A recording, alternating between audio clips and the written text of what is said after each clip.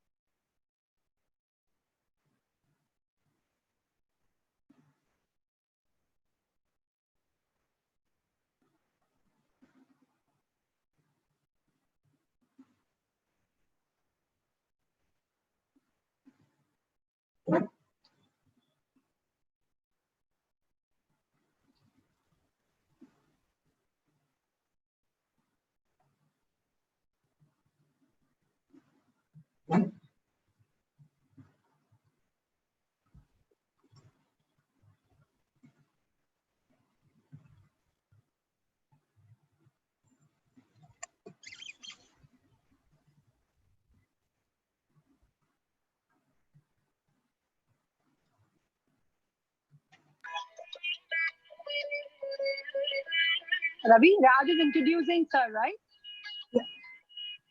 Nandini will come and then hand over to Raj. Yeah. Okay.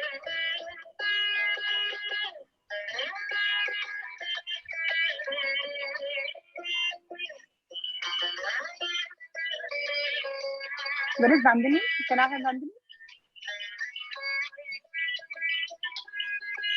Yeah, ma'am. Yes, ma'am. So you're starting and then you're handing over to me, is it? Yes. And then Raj will take over. Raj will take over. So the formal introduction. Ma'am, yeah, all Yeah. participants are in. Yeah. Yeah, never mind. So Raj will take all right. Yeah. Okay. Thank you. Yeah. Sir. Thank you. Sir. Yeah. Thank you.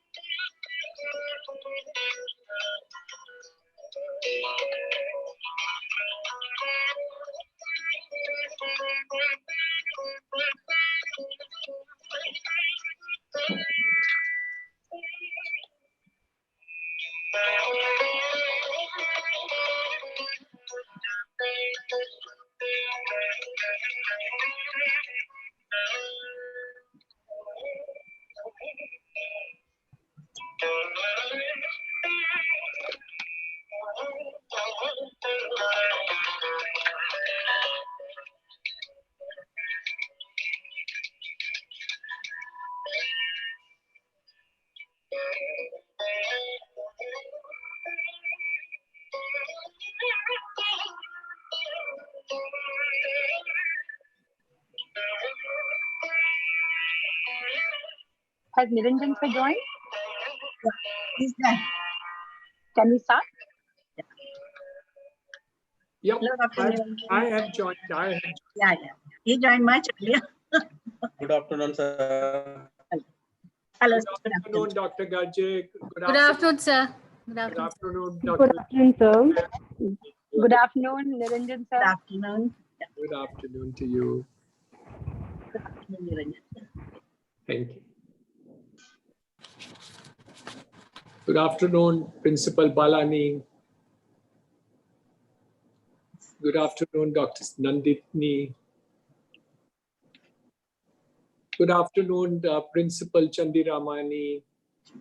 Good afternoon, Dake. And good afternoon, Zainab Sheikh. That's all I can see. Yeah. Good afternoon, sir. I am Bhutta Patel. Yes. Good afternoon. Yeah. Nice Thank to have. Yeah. Thank you. Thank you for the opportunity.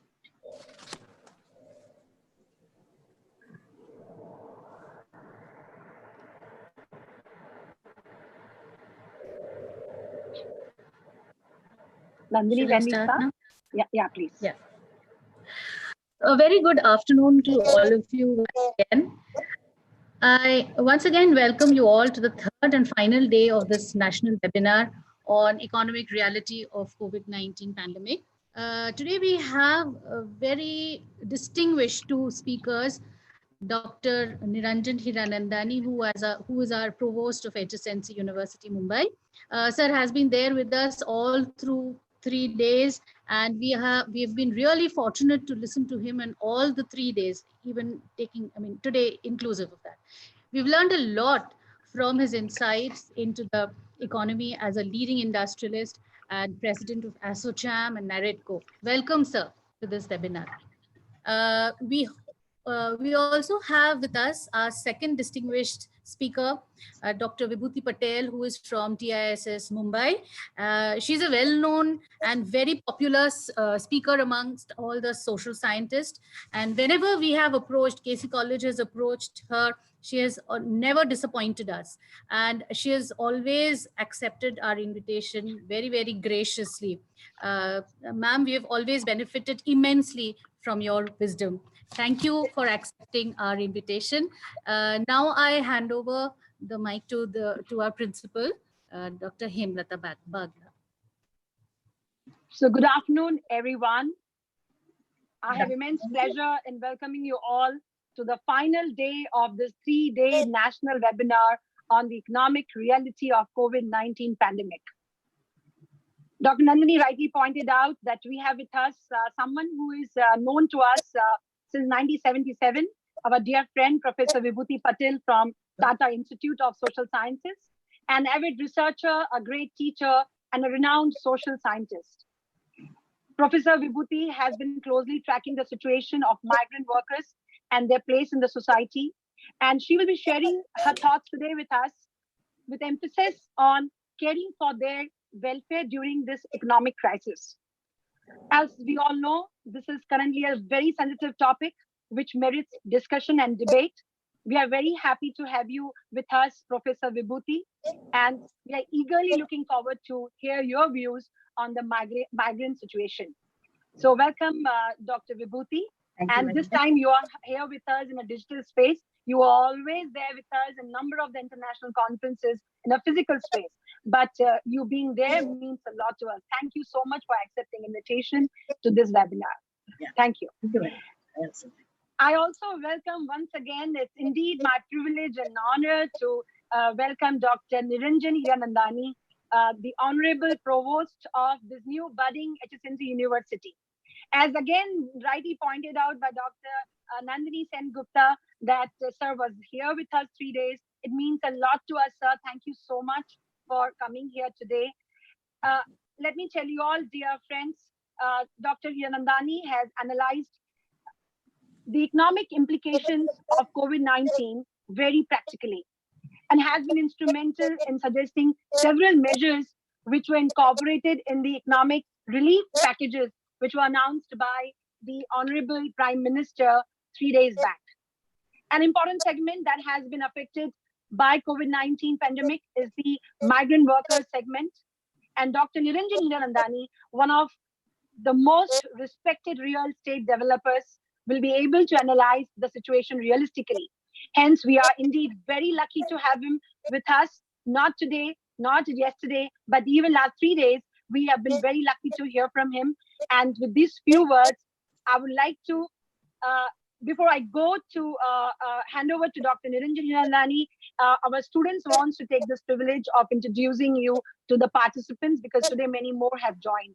So over to Mr. Raj, our student, a leading, I would say, a young leader of E-Circle of the Economics Department, and even one of the researcher and a speaker who got Economic Convention 23 trophies for us this year. So over to Mr. Raj to introduce Dr. Niranjan Hiranandani. Please keep it short. Yes, sir. Thank you, ma'am. Our first speaker for the day is Dr. Niranjan Hiranandani.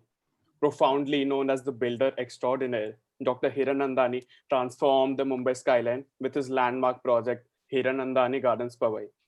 With his profound knowledge, sharp business acumen, and an ambitious attitude, he has been conferred with leadership roles across various prominent business organizations and industry chambers. Dr. Hiranandani is the president of Apex Industry Body Association and real estate body Naredco. He is the co-founder and managing director of Hiranandani Group of Companies and a former president of our own HSNC board. Dr. Hiranandani has also recently been appointed as the provost of the newly constituted Hyderabad Sindh National Collegiate University, Mumbai. Apart from these industrial endeavors, Dr. Hiranandani is also a very renowned philanthropist. He is a committed social change maker and someone who believes deeply that good education is a key to success, not just for an individual, but for the nation. I welcome you, sir, to share your thoughts on the current situation. Good afternoon, everybody.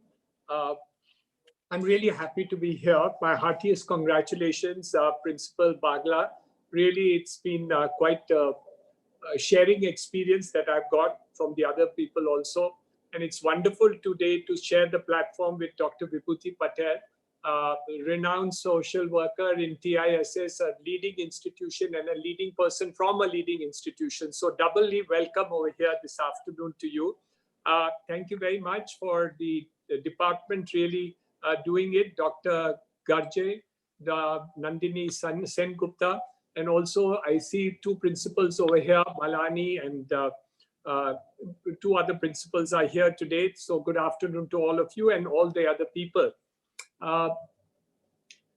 The migrant labor are people who are moving from one state to the other or within a state away from their original homes in order to engage into economic activity. They are the kind of people who have moved from one place to the other, away from their homes. Mr. Anil Harish has joined us. Welcome, sir. Thank you very much for joining this afternoon, trustee of our HSNC board and the university. Thank you. So the migrant workers are actually people who cannot get jobs in their own home or home location and move away from their hometown, home village, or home state and come into the country.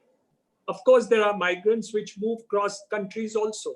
As you know, a lot of people go to Dubai to work and have various other activities which take place from time to time. In India, we have more than 12 crore recorded migrant workers. 12 crore migrant workers, just to give you a perspective, the population as far as Mumbai region is concerned is about 1.4 crores.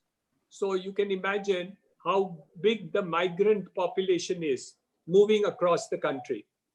Out of this, 1/3 or 4 crores come from the construction industry or working in the construction industry. 2 crores are in domestic servants. 1.1 crore are in textiles. 1 crore does in brick and other small activities. And a large majority of them originally came from UP and Bihar. Today, we have migrant workers also coming from Odisha, Rajasthan, and Madhya Pradesh. Of course, migrancy takes place throughout the country, but this is where the largest majority of workers are migrating from. And then they come mostly to the central region like Delhi and thereabouts, and mainly come to the western and southern parts of India. So this is how the migrancy of India has taken place. We don't realize that in normal circumstances, but we are put to shame today when we see these migrant workers requiring to go back home and have to walk 500 kilometers, 1,000 kilometers, and even 1,500 kilometers to go back home. It's one of those shameless, shameful situations that has taken place in the annals of Indian history. This will be recorded as one of those terrible days where people in India had to go through this movement of people back again. I don't think in recorded history, except for the time when people migrated during independence of India and migrated from Pakistan to India or India to Pakistan, did people see migration movements of this large order. And it's not a very happy movement because there is no food, there is no water, there is no other facility given to these people.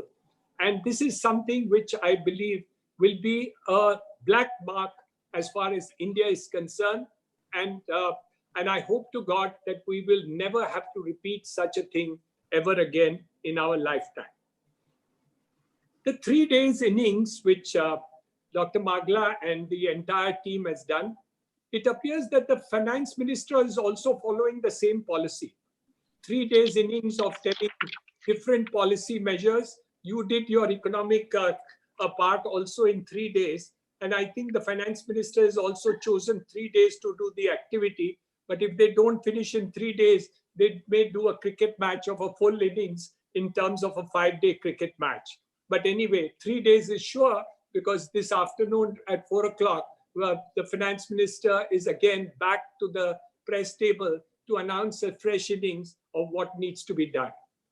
The positive story of the innings of the finance minister is definitely the story that she talked about looking after the poor and the poorest of India. And I think that must definitely gladden the heart of Dr. Bhutta Patel, which does so much study of this poor segment of society. 3 or 4 things have been committed to them. The first thing which is committed, that they will be given, irrespective of whether they hold ration cards or no ration cards, they will be given 5 kilos of rice and or wheat and 1 kilo of pulses every month for the next 2 months. I think this is a good thing that has happened. It was already started, but earlier it was given to people who had ration cards. They didn't take into consideration the migrant workers who didn't, many of them didn't have ration cards. And I think this is something which is very empathetic of the finance minister to consider this part of it. The second part of the consideration which the finance minister mentioned is that these migrant workers also have been registered workers, many of them under the Employees Provident Fund. So they have committed that the next 3 months or the employer's share and the employee share will now be borne by the government of India. So that's 12% plus 12% of the total amount which was to be paid, which will be deducted from wages. I don't know, when the migrant workers are not actually working and are not getting paid, how do they get this benefit? So the migrant workers who go back will not get this benefit, but the rest of the workforce who are working and continue to work, which is about 20 to 25% of the workforce still are continuing to work, they will definitely be beneficiaries of this which has been given. The other thing which the government of India has done is the idea of one nation, one card. This idea came up not by this government, but was instilled in 2011 by the earlier UPA government. However, no implementation was done, and this landed up in the hands of our beloved Prime Minister, who has using the idea of the digital divide of India to create the idea of having one nation, one ration card or one card. And I think this is a wonderful thing because of the migratory nature of the migrant workers. It will be fantastic that the person will now be able to get food or get a ration amount anywhere in India. The target of completing this activity is March of 2021. But however, it's expected to start immediately. And that is something which I think is of great benefit. The other thing which the finance minister has committed for the migrant workers is the creation of affordable rental housing. The migrant workers move from place to place, and they cannot be obviously having their own house. The house and home may be in the villages or may not be even in the villages. They would therefore be moving from place to place. The rental housing policy is being created in order to see that affordable rental housing will be created. The details of the scheme are not yet been announced, and we expect that the Housing Ministry will do this in a short period of time. So what is exactly the nature and thought process of what is happening to almost 12 crore of this migrant labor? The first and foremost thought is that there has been a constant change in the type of activity or the job being made available to these migrant laborers. So there is always a challenge as to what is the skill sets that are required for the purposes of training these migrant workers. One of the other thought processes which have been put across, and TISS is also conducting a lot of skill development under their ambit. NAREDCO and ASSOCHAM are also partnering in many of these activities of skill development. And it will definitely be necessary to see that the kind of jobs that will be available in the marketplace, we need adequate skill sets that are needed for the purposes of doing the job. It is really ironical that on one side, we have joblessness, and on the other side, we don't have workers suitable for the jobs. And now let me give you an example. In the good old days, maybe 10 years, 15 years ago, if I wanted 500 workers of a particular construction segment, I would get 2,500 of them coming to me for wanting of jobs. Today, when I want 500 workers which are skilled, whether they are carpenters or fitters or linemen or wiremen, I will not get more than 100 to 150 with great difficulty. This is really ironical because on one side, we find that people who are qualified in our colleges and institutions don't get jobs. And on the other hand, jobs go begging. This type of gap which is there between the fact of what the migrant laborers are there, capable of doing, and the lack of skills that they have, we have to now match them. And hence, more and more activity has to be taken.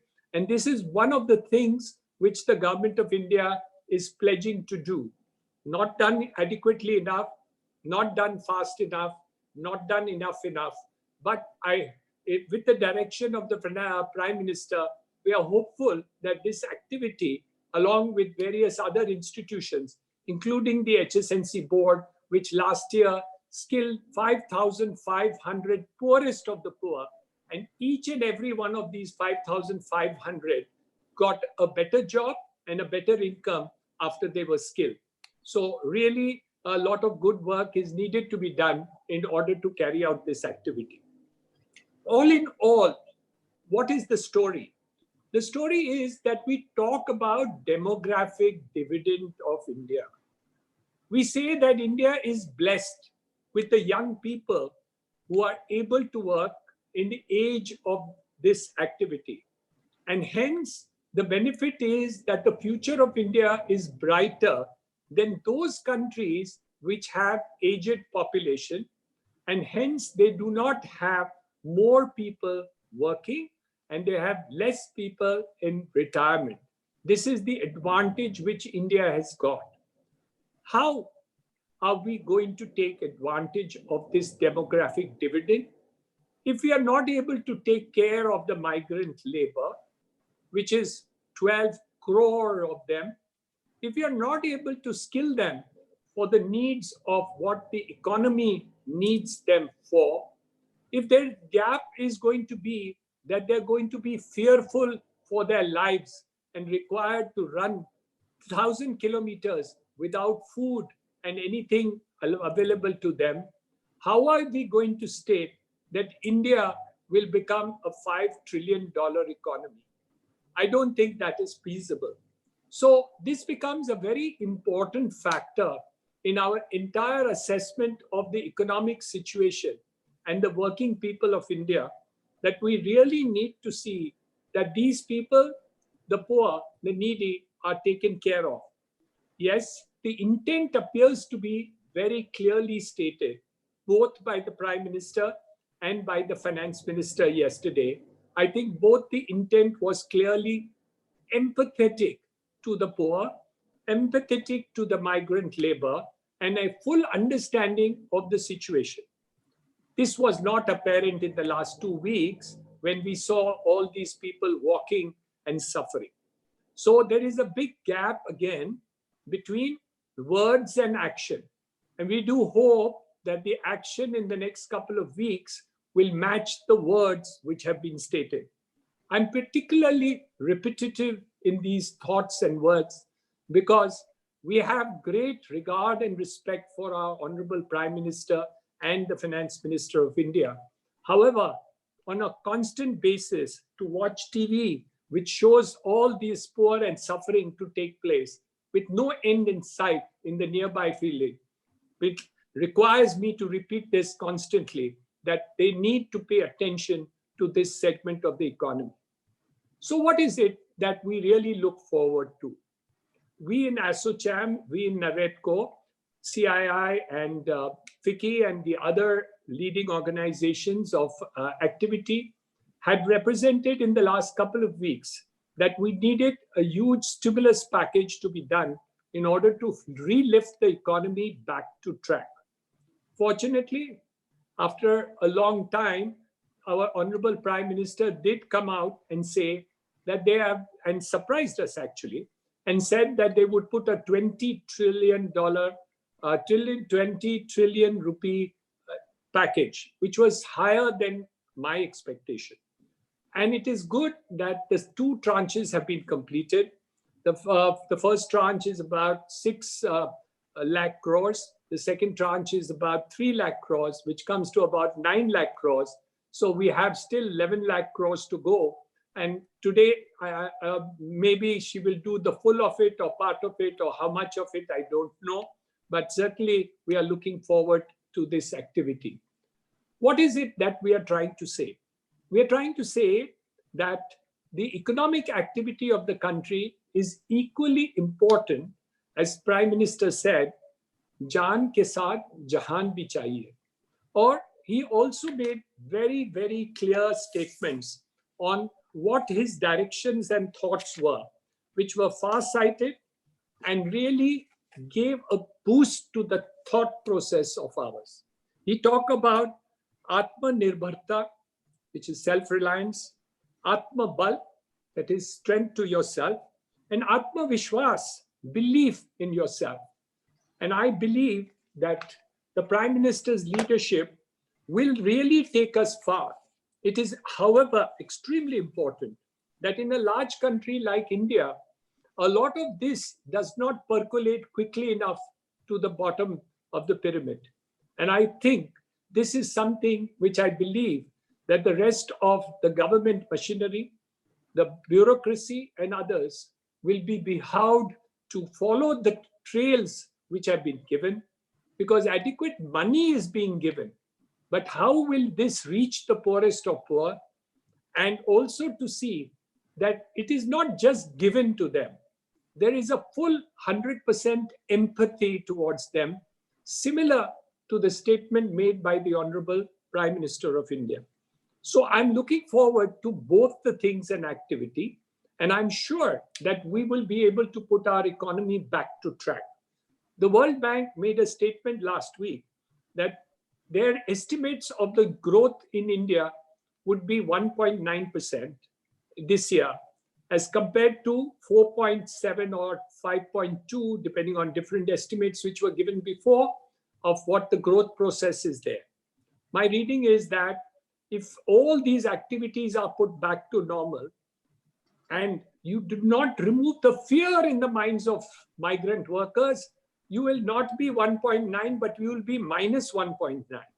But if you can convince the workforce and the migrant labor and look after them, you will not be 1.9, but you will be 3.9. And this is the change that you can bring if you actually take action and look after this segment of society. So it is my belief that India has a great future. We have great leadership in our country.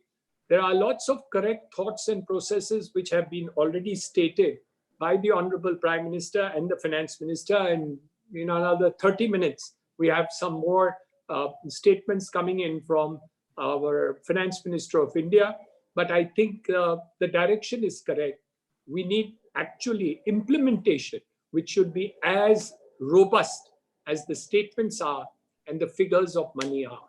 I think if we combine all these things together and we have good people who will direct us and give us guidance as to how all this needs to be done, like with a person like Dr. Bhutta Patel with us today, I think we will be able to target the benefits to reach this community. And it is an extremely important part of our country. We can be leaders of the world, but we need to be leaders within India of the poorest or poor first. And I think this is extremely important. Again, my heartiest congratulations to Principal Bagla and of course the University of Mumbai and also the entire team under her who have done a wonderful job. Thank you very much for doing it. One of the advantages of the webinar is that everybody automatically listens silently and patiently. So thank you very much for listening so sweetly. And thank you very much for all that you all are doing over here today. Wish you good health, happiness. Take care of your health. Take care of the elderly in your family. And keep safe. All the very best to all of you. Thank you. Yes, sir. Thank you. Thank you, sir. In a time when the predominant discourse of the COVID-19 has been the impact on business and industries, getting your thoughts and concerns for these migrant workers as an industry leaders brings that very necessary hope that we indeed do care about these workers and we acknowledge their vulnerability, and getting to the ground zero and talking about the minus 1.9 billion versus the plus 1.9 billion. That's where we need to focus on. That's where we need to bring in those practical aspects. And I think thank you for elaborating on these aspects, sir. So now I'd like to call upon Vishal to introduce Vibhuti ma'am. Good afternoon, everyone. I would like to take this opportunity to introduce our second speaker for today, Dr. Bhutta Patel. Dr. Bhutta Patel is a professor at the Advanced Center for Women's Studies, School of Development Studies at the Tata Institute of Social Sciences, Mumbai. She retired as a professor and the head of Economics Department of SNDT Women's University, Mumbai in 2017. Her areas of specialization have been gender economics, women's studies, human rights, social movements, and gender budgeting. She has authored and co-authored innumerable research papers. She is a co-editor of a series of 15 volumes empowering women worldwide. She has also edited 2 books, namely Discourse on Women and Empowerment and Girls and Girlhoods at the Threshold of Youth and Gender. She has also been a member of various expert committees for IGNOU, Ministry of S&T and NCERT Delhi. She prepared the base paper on gender for the Mumbai Human Development Report 2009 and the MMRD Human Development Report in 2017. I welcome you, ma'am, to deliver your lecture on the challenges for migrant workers and request you to start the session. Thank you very much. Respected Dr. Niranjan Hiranandani, the Provost of HSNC University, Dr. Hemlata Bagla, Dr. Nandini Sengupta, and Dr. Ravikiran Gajre for organizing such an important 3-day webinars, international webinars on economic reality of COVID-19. And today I will be speaking on the question of on the issue of informal sector. So I will first load my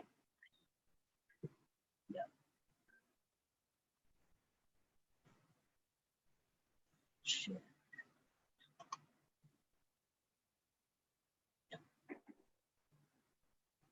Full screen.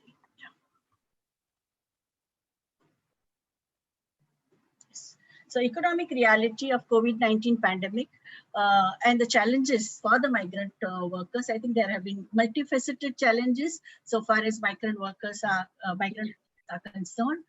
And we have seen that in the aftermath of lockdown, all Indian economy and Indian workforce labor market were affected in a great way.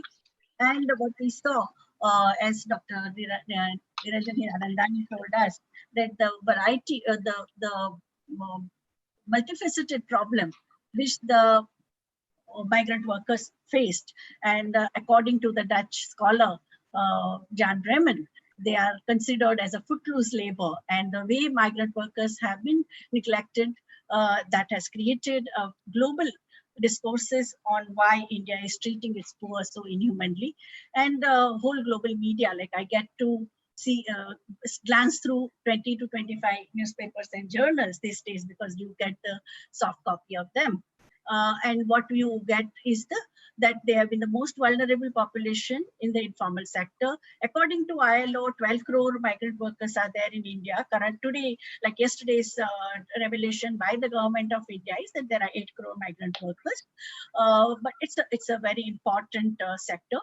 And we have seen that and they constitute 92% of the Indian workforce, because it's only 8% of the Indian workforce is in the formal sector, while most of the workers who are in the unorganized sector, or they are contract workers or seasonal workers in agriculture, own account workers, street vendors, barbers, craft-based workers, and the domestic workers, drivers, all of them are having a very contractual nature of their work.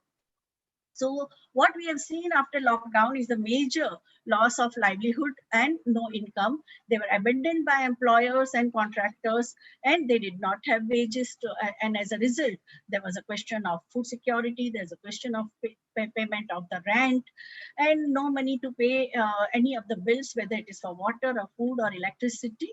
And only the lucky ones who got shelter camps, because currently we have in Bombay 5 major shelter camps are there in Bhiwandi and Versova and Dharavi and Badala and Ambujanagar and all. And we see that this there is an irregular supply of food, there are dirty toilets, there are long queue for food. And the migrant workers, one thing we need to remember, that they all believe in dignity of labor, all of them, like whatever interaction one had, they said that they had not seen this level of deprivation and loss of dignity, because all of us, like in India, kashtachi bhakar, pasine ki kamai, those ethos are so strong in this, and most of them, those who survive as a migrant workers in city like Mumbai, they are highly skilled, whatever field they are in, whether they are a carpenter or plumber or fitter or turner, they all they are highly skilled, they have a very strong sense of dignity. But this vulnerability during these 57 days of lockdown has created a lot of anxiety amongst them. At the same time, global level, there is a lot of naming and shaming of India. And they say that Indian governance structures, elected representatives are alleged to have a bias in favor of middle and upper classes of society, because even in terms of their thinking, whether it's a macro planning or coming up with the various types of stipulations, because we have had, like TISS has come up with the 4 rounds of new policies that have come up in last 57 days. So that seems to, that there is a understanding, and there is a allegation that most of the time we have there has been negligence towards the problems which the migrant workers or those who are vulnerable contract workers they are facing. So it is in this context that I would like to congratulate KC College for choosing this topic, because COVID-19, there have been hundreds of webinars over last 2 months, but they are examining different aspects of pandemic. But this migrant labor was generally, it was only the trade unions and the social organizations, they only took up this issue. While educational institution, because we know that many of you who are part of this webinar are going to play an important role either as a government decision makers or in the private sector or in industry. Now, one thing that is very important over last 30 years that we have come, that earlier anything happened during urbanization, whether it was a lawlessness or any type of misery or a riot or conflict, always people blame migrants, outsiders. They are the ones who are problem. But now, because of the researches, because of the work done by social work institutions and participatory action research, there is increasing acceptance that migrant workers, they are the builders of modern India. If Bombay has 60% of the workforce is migrant, most of the metropolitan cities, the interstate migration is so high. You see the prosperity of Surat. Who built the prosperity of that town? It's a 65% of the workforce is migrant workers. So migration or the movement of population from one place to another is a very product of socio, cultural, economic, political, and physical circumstances. And we have seen drastic changes in last 40 years, like especially after India adopting new economic policy. And it is migration is defined as a geographical movement involving change from usual place of residence to the destination. Professor Vibhuti, can I interrupt? Yeah. You have to click enable editing and click F5. The screen is not shared. So please click enable editing and click F5. F5. Enable editing. F5. That also you click is open. Yeah, just click that. Enable editing, how? Okay. It will not go further. Just check with F5 so that screen can be shared. F5 is there. Yeah, I shared. F5 I did. Now? Yeah. Even click enable editing because it may not take it forward. There is a white link on the top of COVID-19, if you can see. The title, the economic reality of COVID-19, there is enable editing that... I am able to do it. You are not able to see it. Yeah. So just click that, then it will be. And do F5. Because you are able to see, we are unable to see. Enable editing, I am not able to see. Should I minimize it? Just minimize it. And then do F5. I'll just call some.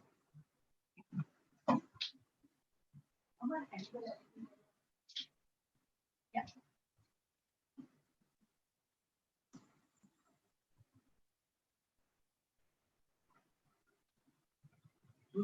Enable editing. Enable editing. Enable editing. Enable editing. Editing? Enable editing purpose. They are not able to. We need full screen. We need full screen. Minimize screen. Enable edit. Enable editing. No, just do F5 now. Just enable editing. Yeah. Over. Yeah. Just F5 now.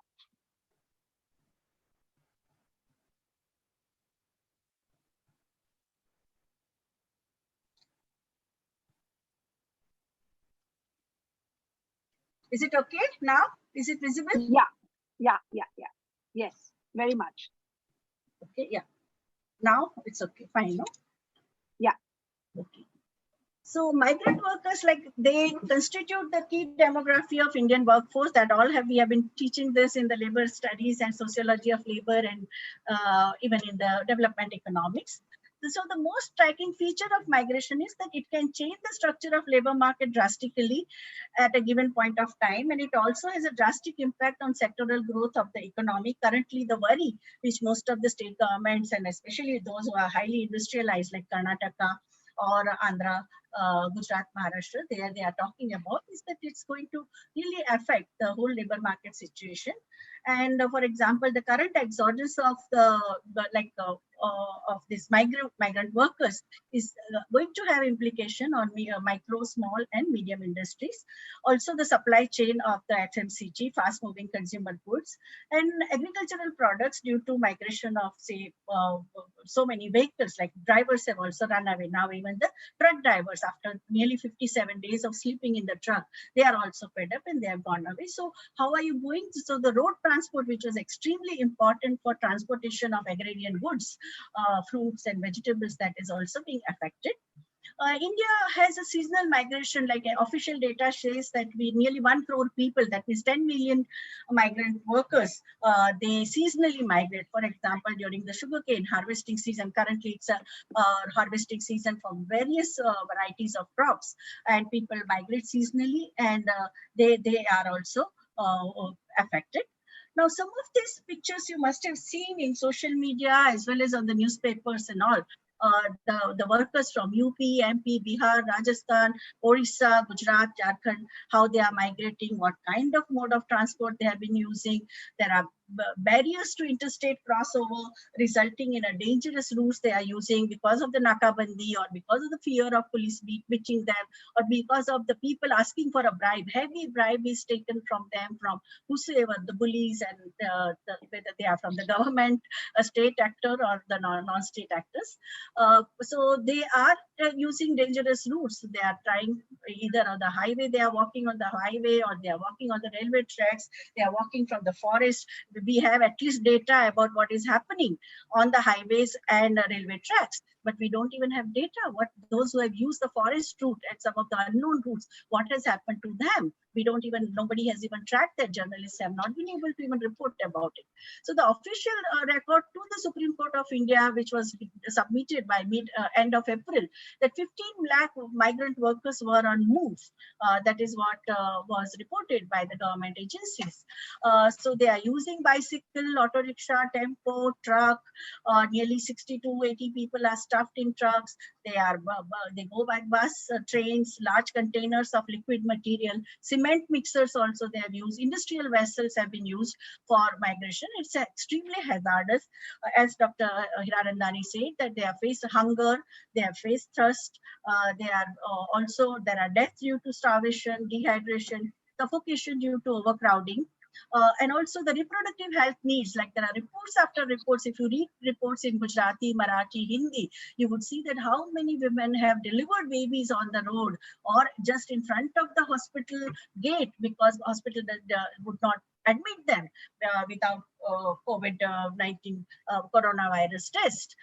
Then roadside deliveries have happened. Police women have helped them to deliver the baby. Asha workers in the rural areas, they have helped them. So, and maternal deaths, if you see the government data, the official data says maternal deaths in India over last 2 months have increased 3 times more. That means India is already known for a very high maternal death. If you see the Sustainable Development Goal, Millennium Development Goal, India has been, there has been a very high, because anemia is a major killer, because 85% of Indian women have anemia, iron deficiency, anemia, calcium deficiency. On the top of it, this COVID-19 has, with the reduction of public health facilities and closure of private health facilities, women are suffering.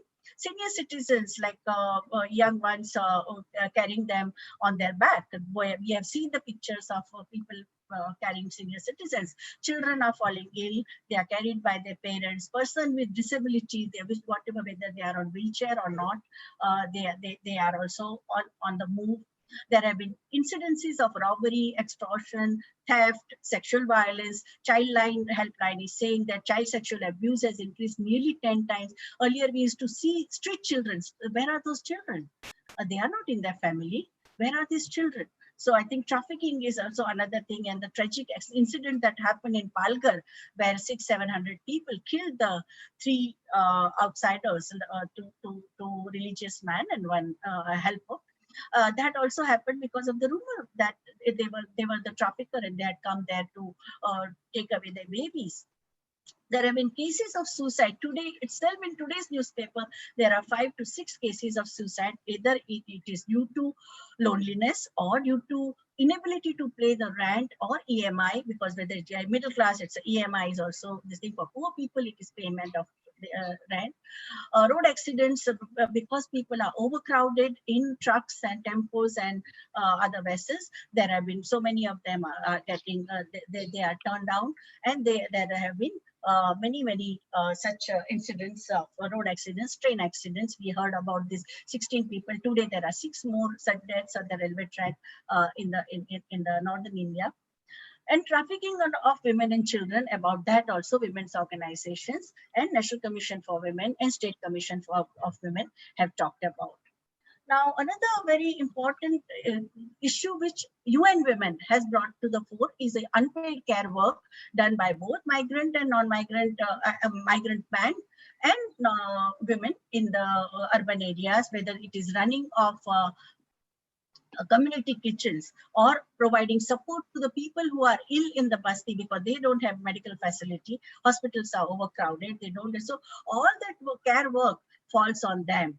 All migrant workers are not, as Dr. Hiranandani also said, that all have not left the city. There are like after 14th of April, 25,000 micro, small and medium industries started operating just in Maharashtra. So there are workers in this thing. And as the public health facilities are highly inadequate, and that the migrant workers are also doing community service, they are looking after the ill and elderly, running community kitchens, as it is more economic in time of unemployment, because individually if you cook, the cost goes 4 times more. Like currently my daughter, who is a volunteer for community kitchens, they are running 5 community kitchens in Mumbai city with the help of Bombay Police and Home Guard. The unit cost comes to 10 rupees per thali, while if you are individually cooked, it would be really, first of all, organizationally also difficult and also more expensive. Arranging water, arranging fuel, arranging grain from FCI go down, buying vegetables in bulk, providing first aid facility for a person who is either dehydrated or ill. All this care work, which is unpaid, is done largely by the community. Data from Rapid Assessment Survey also shows that in all countries, women are more likely to see increase both in unpaid domestic work and unpaid care work since the spread of COVID-19. In addition, they are also more likely than men to say they are in charge of performing 3 activities: unpaid childcare, unpaid adult care, and unpaid domestic work. On the contrary, men tend to concentrate on a fewer tasks like shopping for the household and playing with the children. So this is what UN Statistical Wing of United Nations has called out on the basis of data they received from 182 countries after the COVID pandemic. And we see that the deplorable response, initially the very deplorable response from the state governments, which use a merciless repression by the police, punishing people, that created an erosion of communication, erosion of trust. And what we see currently, that community space is spending more, depending people to people level solidarity, the social solidarity increased in this context. And what we see, that time spent on by the urban workers in unpaid care, if you see, you can see the women are spending many more hours both in urban and rural areas for unpaid care work. When it comes to the working class, that those who are getting less than 10,000 per month salary, even among that you would see the unpaid care work is done 82% by men and 92% by women. Some of the corporate houses, they have said that during the COVID pandemic, they will not penalize the workers. They would be given fully paid leave and they would not reduce their salary. But largely it has not happened. Now, coming to the whole question of migrant workers also as a frontline healthcare workers, like India has a 9 lakh public health workers. Over 90% of them are in informal employment, okay, because they are on a contract, whether you are a nurse or whether you are Ayabai or whether you are a sanitation worker, you are on a contract, okay, or even subcontract. So women as healthcare providers, they make up to 70% of the frontline healthcare workforce as doctors, nurses, ayabais, sanitary workers, and they are exposed to much more greater risk about which not even much data has been collected. So now currently the demand is to create a whole gender disaggregated data about the pandemic and its implication.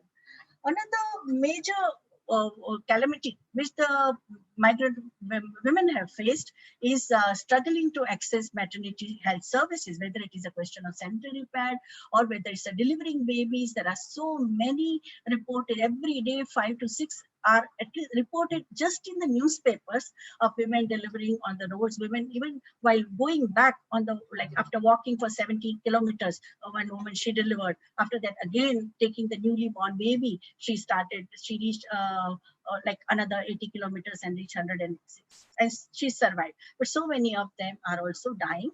Denial by the hospitals. We saw the incidents of Agra where 3 women reached up to the hospital gate. They were not allowed in. They delivered on the road. People on the roadside helped them to deliver the baby. By then, the 4th woman, she came and she also fainted. She was in labor. So these kind of episodes have been reported in a big way. Migrant professionals in the formal sector, they are in a relatively better place because women migrants, like they are facing increased domestic care burden in the wake of children and earning members being confined to home after lockdown. Middle and upper class educated women employed who are working from home or in the working women's hostel, they have information technology enabled communication channel, and they also must juggle with housework, childcare, homeschooling, and also office work without support of domestic help. Relatively better off, and they are relatively better off and economically secure, but still there are problems of many of them have been retrenched. We hear from the young professionals that in their office, many of them have not received salary for the month of May. Many of them have been retrenched. There are pay cuts either voluntarily or forced, and how to pay rent in the urban areas, or how to pay EMI loans, because today one person, he committed suicide because he had no money to pay EMI for the loans he had taken. Now, if you read the newspapers, like in regional language as well as in English, there are so many inspiring stories about middle-class educated families, how there is increased bonding, there is interpersonal, intergenerational dialogues have increased because in urban centers, people lead a jet-set life. They only say hi and bye and give messages through WhatsApp, but now they are getting opportunity to bond with each other. Men are sharing housework in terms of cooking, cleaning, supervision of housework, and playing with the children.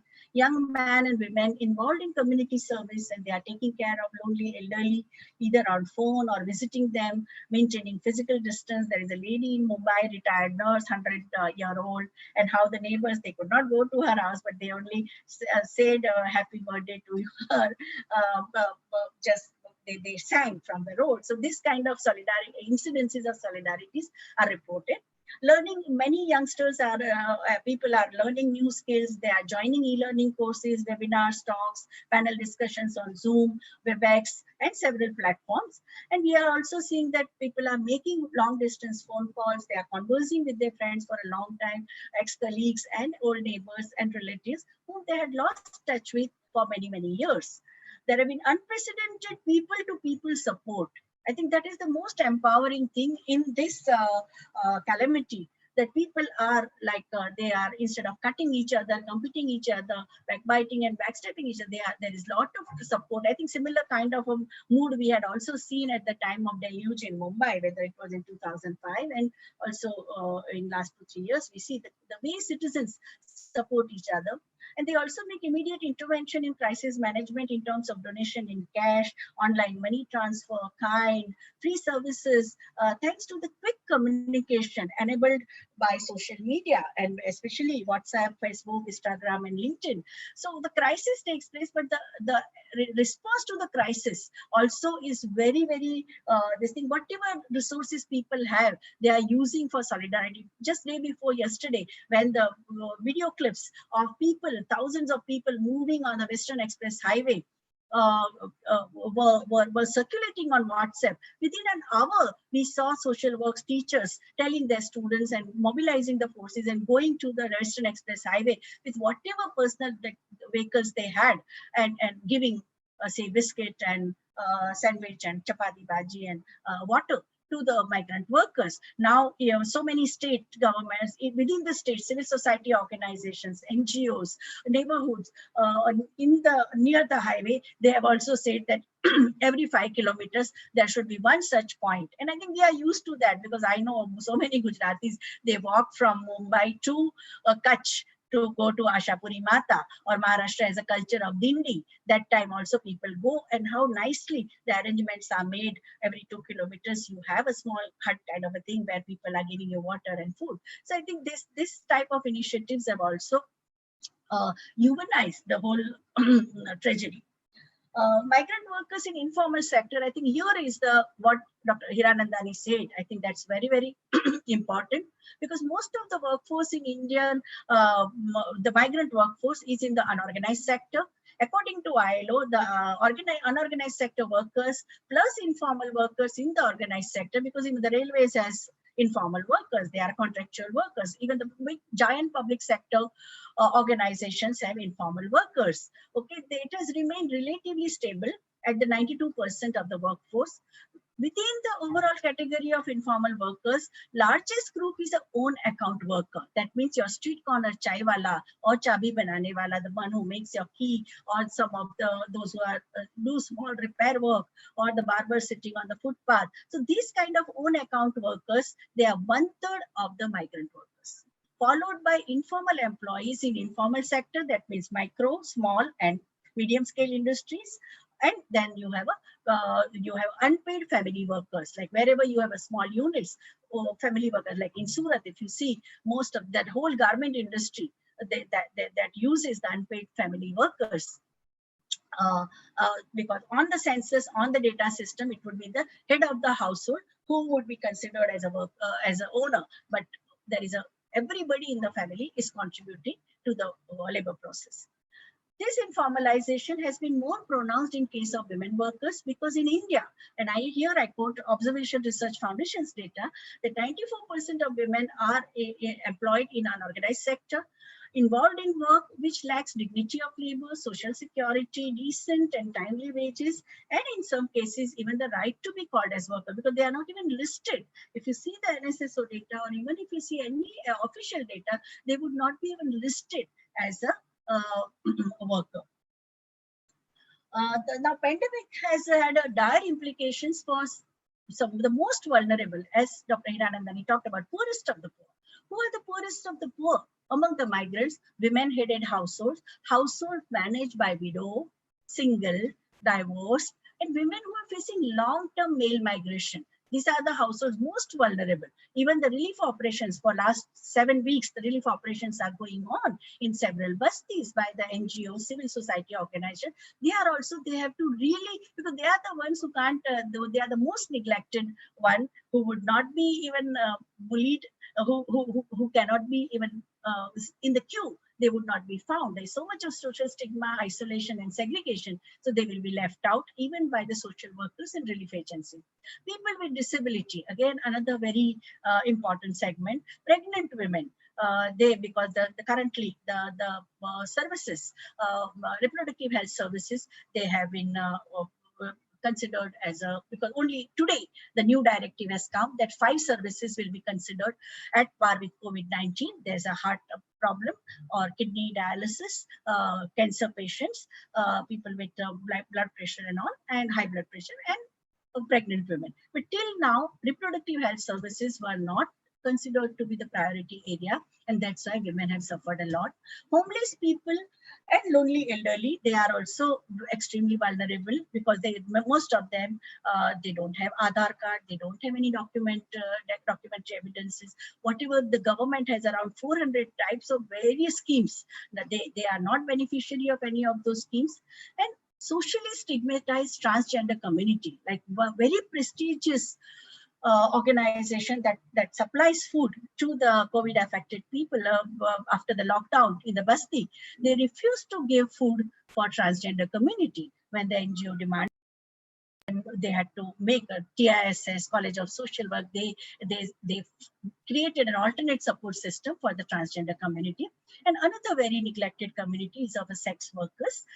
And there also it is the union and some of the medical people's health assembly, health organizations, they are ready because there is a social stigma attached to them, and that's why they don't get any relief. Prisoners and inmates, they are also in the overcrowded shelter homes and makeshift tents. And their petition was filed by Ghar Bachao, Ghar Banao and several NGOs that they should be, just because they are prisoners and inmates, they can't be given differential system. They can't be dumped in a hazardous place called Mahol. Mahol is not the place for human beings to stay. It's extremely hazardous. And now I think government has changed its decision. Now, among the workers, the daily wage laborers, head loaders, construction workers, drivers, street vendors, domestic workers, security guards, small-scale manufacturing workers in recycling industry, scrap industry, garment industry, barbers who manage their survival by daily income, they have nothing left due to unemployment and also confinement. Cash transfer of ₹500 for women in Janadana Yojana for the poor women, by mid-April, only 70% of women from the poverty groups had not received this 500 rupees also, as per the database by Delberg study. Delberg is an internationally reputed research organization, and they had done the study.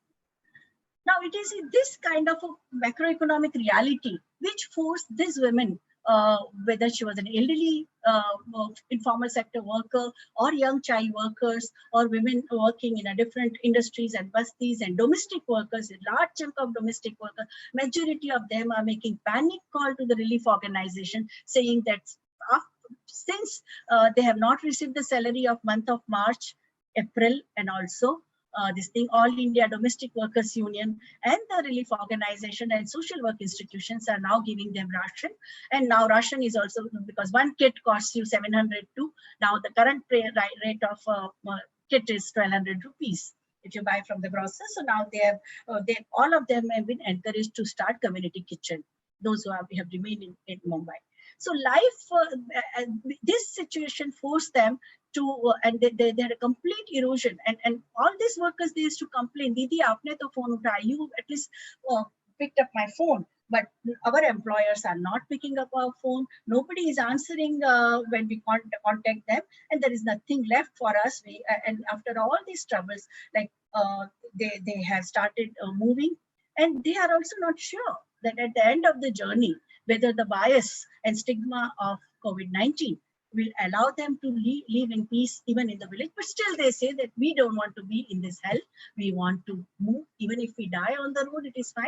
Or even if we, and after reaching there, if we die, it would be in presence of our near and dear ones. While in this city, we are anonymous, nobody is bothered, we are faceless. So this is the feeling that they have. Now, India has had a legal, we had 38 labor laws. Now we have 4 labor codes. Everything is now converged, and 38 labor laws which came up after India's independence. Committee, and we had a first Labor Commission of Labor Commission's report. Now all those social security and protective legislations are gone. Interstate Migration Workmen's Act, which came in 1979. And now we have a 5 labor codes on industrial relations. They emphasize certain very important aspect about migrant labor. One is the date of recruitment. If there are any industrial dispute, then there should be resolution, maintenance of register and other records. There is any obstruction of work either on the part of employer or employee, that needs to be, there is a mechanism for redressal, contravention of any of the provisions of Interstate Migration Labor Act. What is the duty of the receiving state and what destination state, and what is the duty of the state from where these migrant workers are coming. Any other offenses by a person or the employer or a company, cognizance of the offenses, limitation of the offenses, effect of the law and the agreement, are they in consistence with the act? What are the powers to exempt in special cases? For example, Asiad Stadium when it was built, or a Commonwealth Game was lot of construction took place in Delhi. So there are certain certain big episodes where the mega investment is made and you have certain powers which CM is given. Protection of the action taken under this act and power to give direction and to make rules. Now this act has been grossly violated. Employers subvert the act by leaving hire and fire activities to the contractors. Currently, the workers working in the steel industry, all those 20 workers who started walking up to Aurangabad, who were they? They were working in a stainless steel company.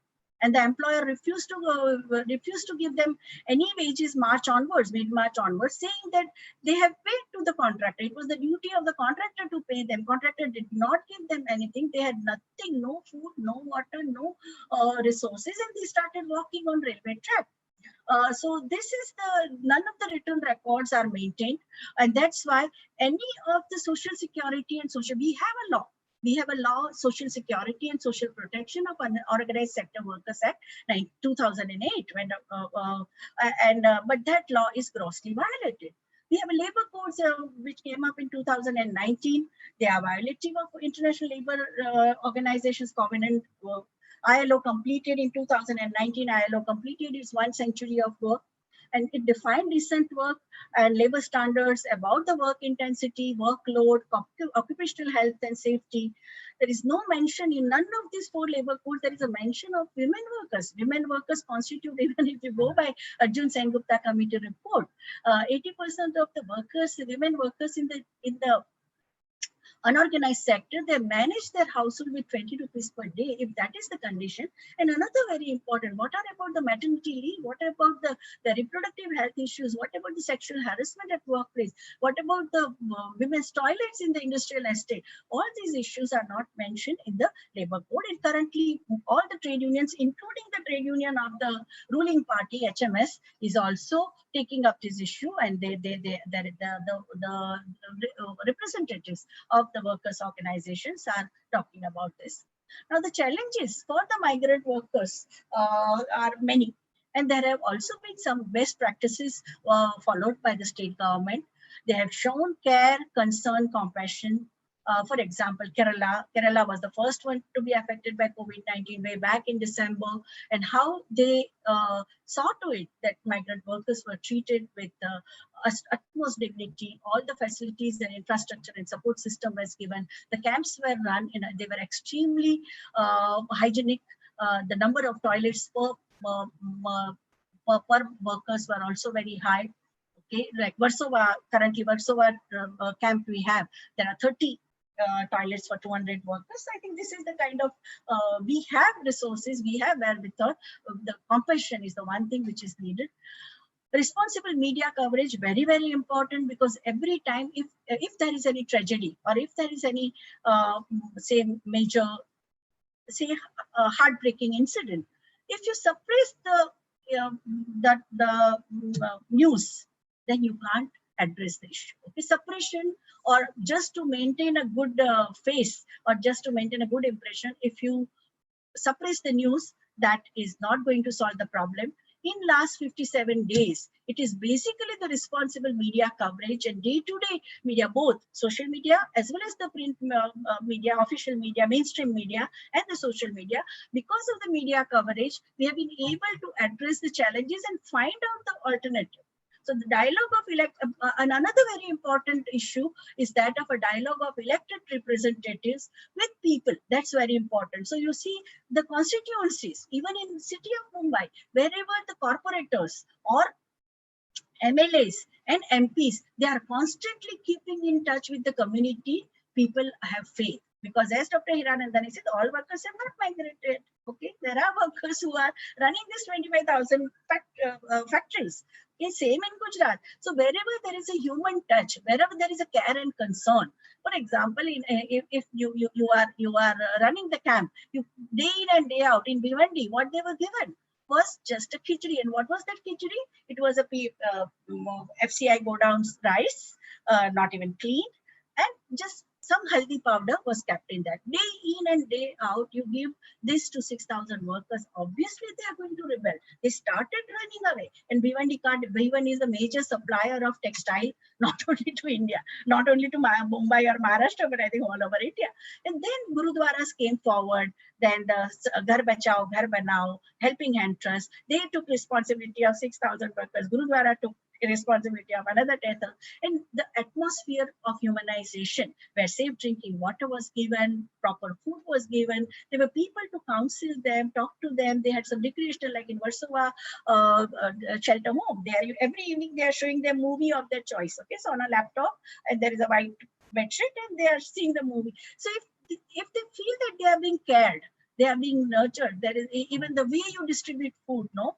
If it is a buffet system, people would just take, nobody is greedy, okay? All of them care for the other people.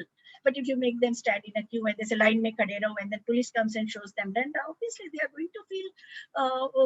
going to feel that they are not citizens, they are not being treated as citizens. So I think the attitude is also very important, care, concern, and compassion.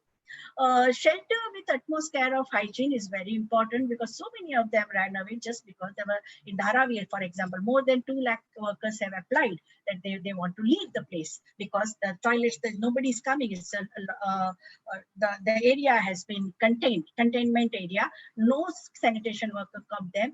All the toilets are overflowing with muck, and they can't live in that place.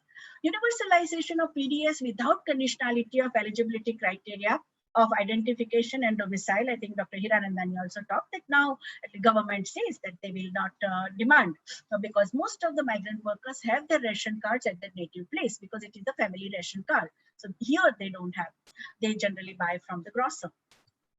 List of beneficiaries to be prepared by collector's office. I think that is very important, because otherwise what will happen, that we have seen a drought in Africa, when arbitrarily you give the relief material, it doesn't go to the most deserving purpose. Lot of wastage takes place. So I think this data is very important, and now it is possible with computerization and all the youngsters knowing this thing.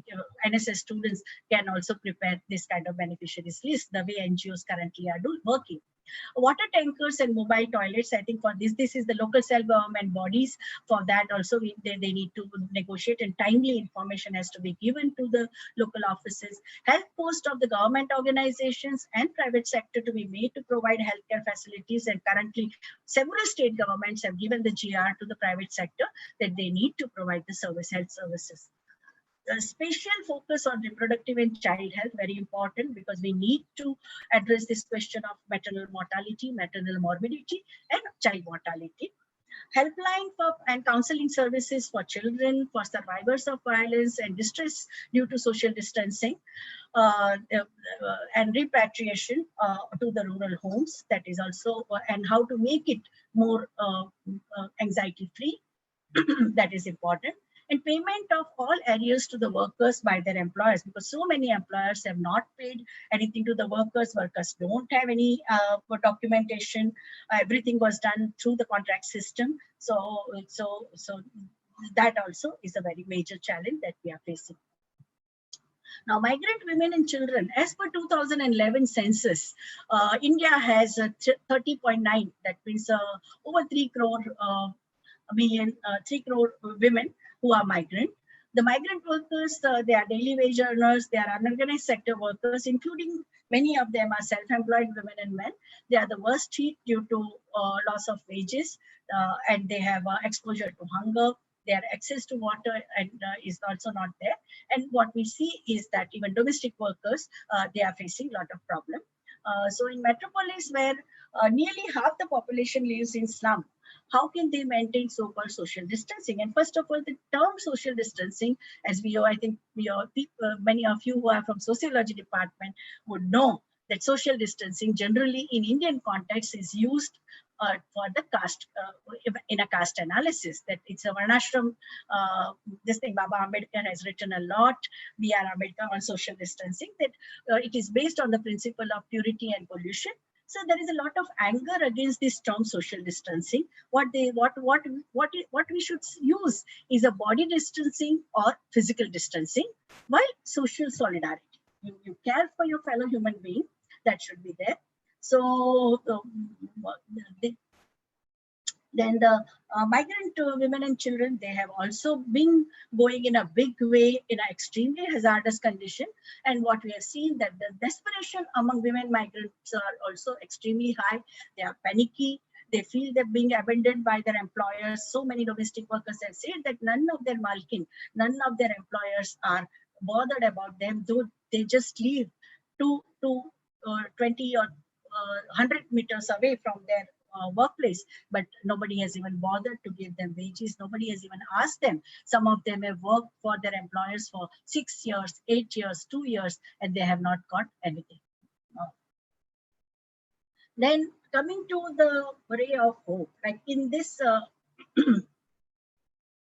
condition in the city, I think it is the civil society organizations and social work institutions and NGOs, which have played a very, very important role. Corporate sector, which is generally very proactive at the time of marathon or IPL, you don't see any of their people in the confinement area, or you don't see them in the bastis. This you can see this people from Helping Hand Trust, or you can see these sisters, or you can see women in the different NGOs. They are managing the support work or relief work with only mask. They don't even have hand gloves, okay? And they are managing for past 57 days. They have been supported.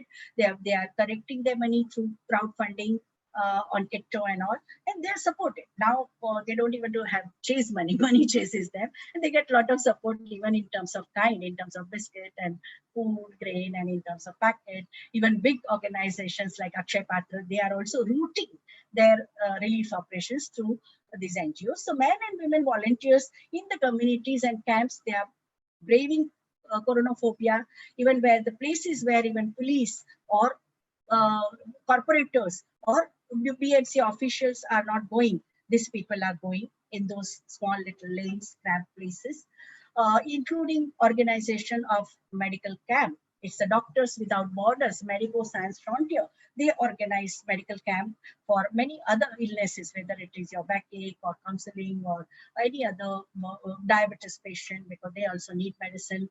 Okay, plus, the way these organizations are functioning, they believe in a democratic decision making about the menu in the kitchen. If they're running the community kitchen, is the people who are there in the shelter home or who are there in the camp.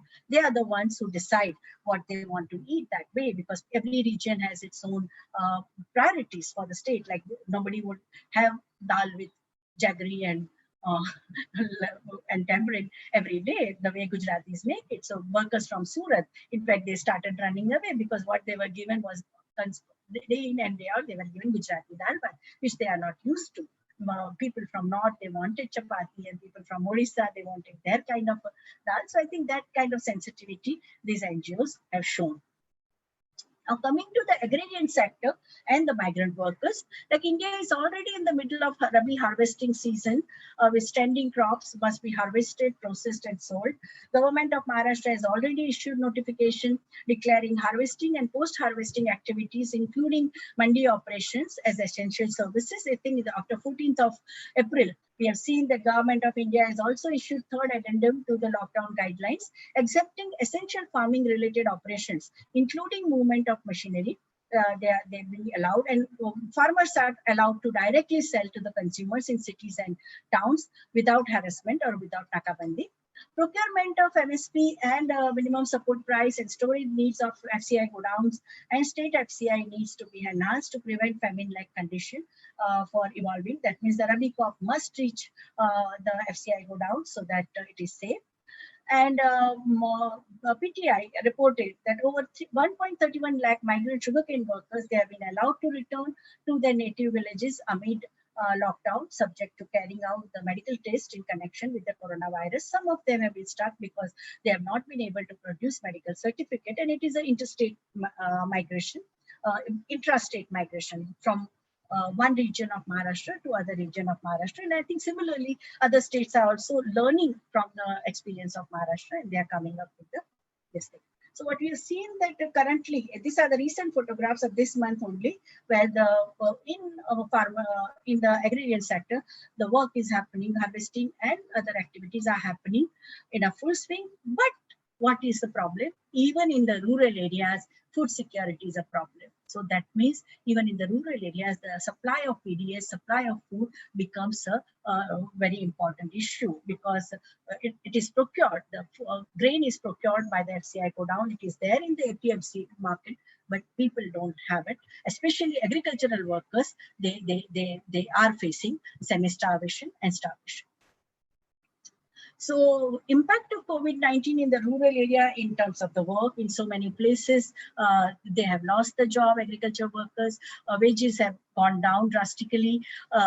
MG government data is showing that Mahatma Gandhi National Rural Employment Guarantee Scheme, the demand for MG Narega has increased 3 times. That was, I think, by end of April. Now it will be even more because migrant workers are going back. So how to make MG Narega not just as a dead-end exercise, but generation of resources, generation of infrastructure, more support to the craft-based activities, because all these workers who have gone back, they are used to multitasking, they are skilled, they are very, very flexible in the learning new things. So I think that is a major challenge. Question of food security and also the health needs, because currently whether they are civil hospitals or primary health centers, all of them are focusing on COVID. So other health necessities, they also need to be taken care of. Now, women as healthcare seekers, what we have seen that in last 5 weeks of pandemic, most of the private nursing homes have closed down. Services of coronavirus infected public hospitals and health posts have stopped, and their healthcare providers are quarantined because many of them have been infected. Remaining healthcare services are also catering to patients of coronavirus, and thus highly inadequate public health services have been directed to the treatment of COVID-19 patients and testing of all those who have come under their contact or in the confinement zone. As a result, women's access and also the access of migrant workers to even get certificate, that they are fit to travel, that has become a problem. There is a tremendous corruption and leakage. Current rate in Mumbai city, as of today, is 4,000 rupees for one line medical certificate that this person is a fit to travel. Okay, so private practitioners are charging between 2,500 to 4,000 rupees from these migrant workers. Even after getting the migrant workers from the confinement zone, they are not allowed to go. Workers are speaking out and using the dangerous ways of living. Maintaining an adequate stock of menstrual hygiene, that is also very important. BMC, as it is asked TISS, there are 1 lakh sanitary pads are given to TISS for distribution. But I think other municipal corporate, in other urban and rural local self-government bodies, they also need to take this kind of initiative. And all the registered, now the several state governments are coming up with the directive that if the private medical practitioners do not open their nursing homes, their registration as a medical practitioner will be cancelled. Currently, at least in Mumbai, 1,400 private practitioners have volunteered that they would work with the government. In Kerala was the one state where private medical practitioners, they gave their services and nursing homes. They said that they would work under the leadership of public health department. So reproductive and child health needs of COVID-19, because of the report of increasing maternal mortality, unsafe delivery, women struggle to access maternity services, and also the pregnancy rate has gone up because women don't have control over their sexuality. It is the husband or a partner who decides, and there are so many unwanted pregnancies. That is also the major public health challenge that currently we are facing in last 2 months. Now, it is in this context that some of the best practices of different state governments, I think we need to learn a lot, and I think rest of the states also need to follow. One, communication with the people, communication with the media, communication with your constituency and migrant workers is extremely important. Whether you use community radio, whether you use FM radio, whether you send WhatsApp messages which are boosting their morale, all these new 400 types of social security schemes we have, why don't people know about it? World Bank has also now today declared $1 billion to India just exclusively for social security for daily wage workers and migrant workers. They have put the conditionality. The dialogue with the different stake groups is very important. We should use the information technology mainly to facilitate the life of the migrant workers. The kind of relief and the resources that are generated that should be effectively targeted using this thing, and also whole policy framework, both fiscal policy, macroeconomic policy, liquidity. Yes, we are pumping in liquidity. The finance minister last 3 days, she has been making announcements about more and more liquidity in the economy to meet the challenges of COVID-19 is there. So this policy framework is also very, very important. The major concerns of the human rights organization in today's context is that to ensure delivery of reproductive health services, sanitary kits, menstrual kits, maternal health to all women, ensure availability of curfew passes to the family members of pregnant women, balanced diet of pregnant and lactating mothers at the camps and communities, make provision of 90 days of wages to all women who are in third trimester and lactating, services of women's helpline, short stay home, child helpline, they are very important as per the National Commission for Women, and directory of variety of support services for students who are stranded. Thousands of students are stranded just in city of Mumbai. Students of Bombay University, TIS, NMIMS, everywhere. Women-headed household, persons with disability, and transgender community. And then we have interventions of volunteers and educational institutions is very important. Relief operations are happening in a big way in terms of distribution of kits, sanitary material, mask, cloth bag, volunteering for community kitchens. So many young boys and girls from the university, they are volunteering. There is a networking with the supply chain, coordination with the GOs and NGOs. All that is happening in a big way. And what we see is that how the interlinkages can be created so that we have economic development along with all the reduction in the human miseries. That is very important. Helpline are created for the people in difficult circumstances. So these helplines are nationally connected. They are helpline for children, helpline for disabled people, helpline for people who are facing mental illnesses and anxiety, pandemic-related anxiety.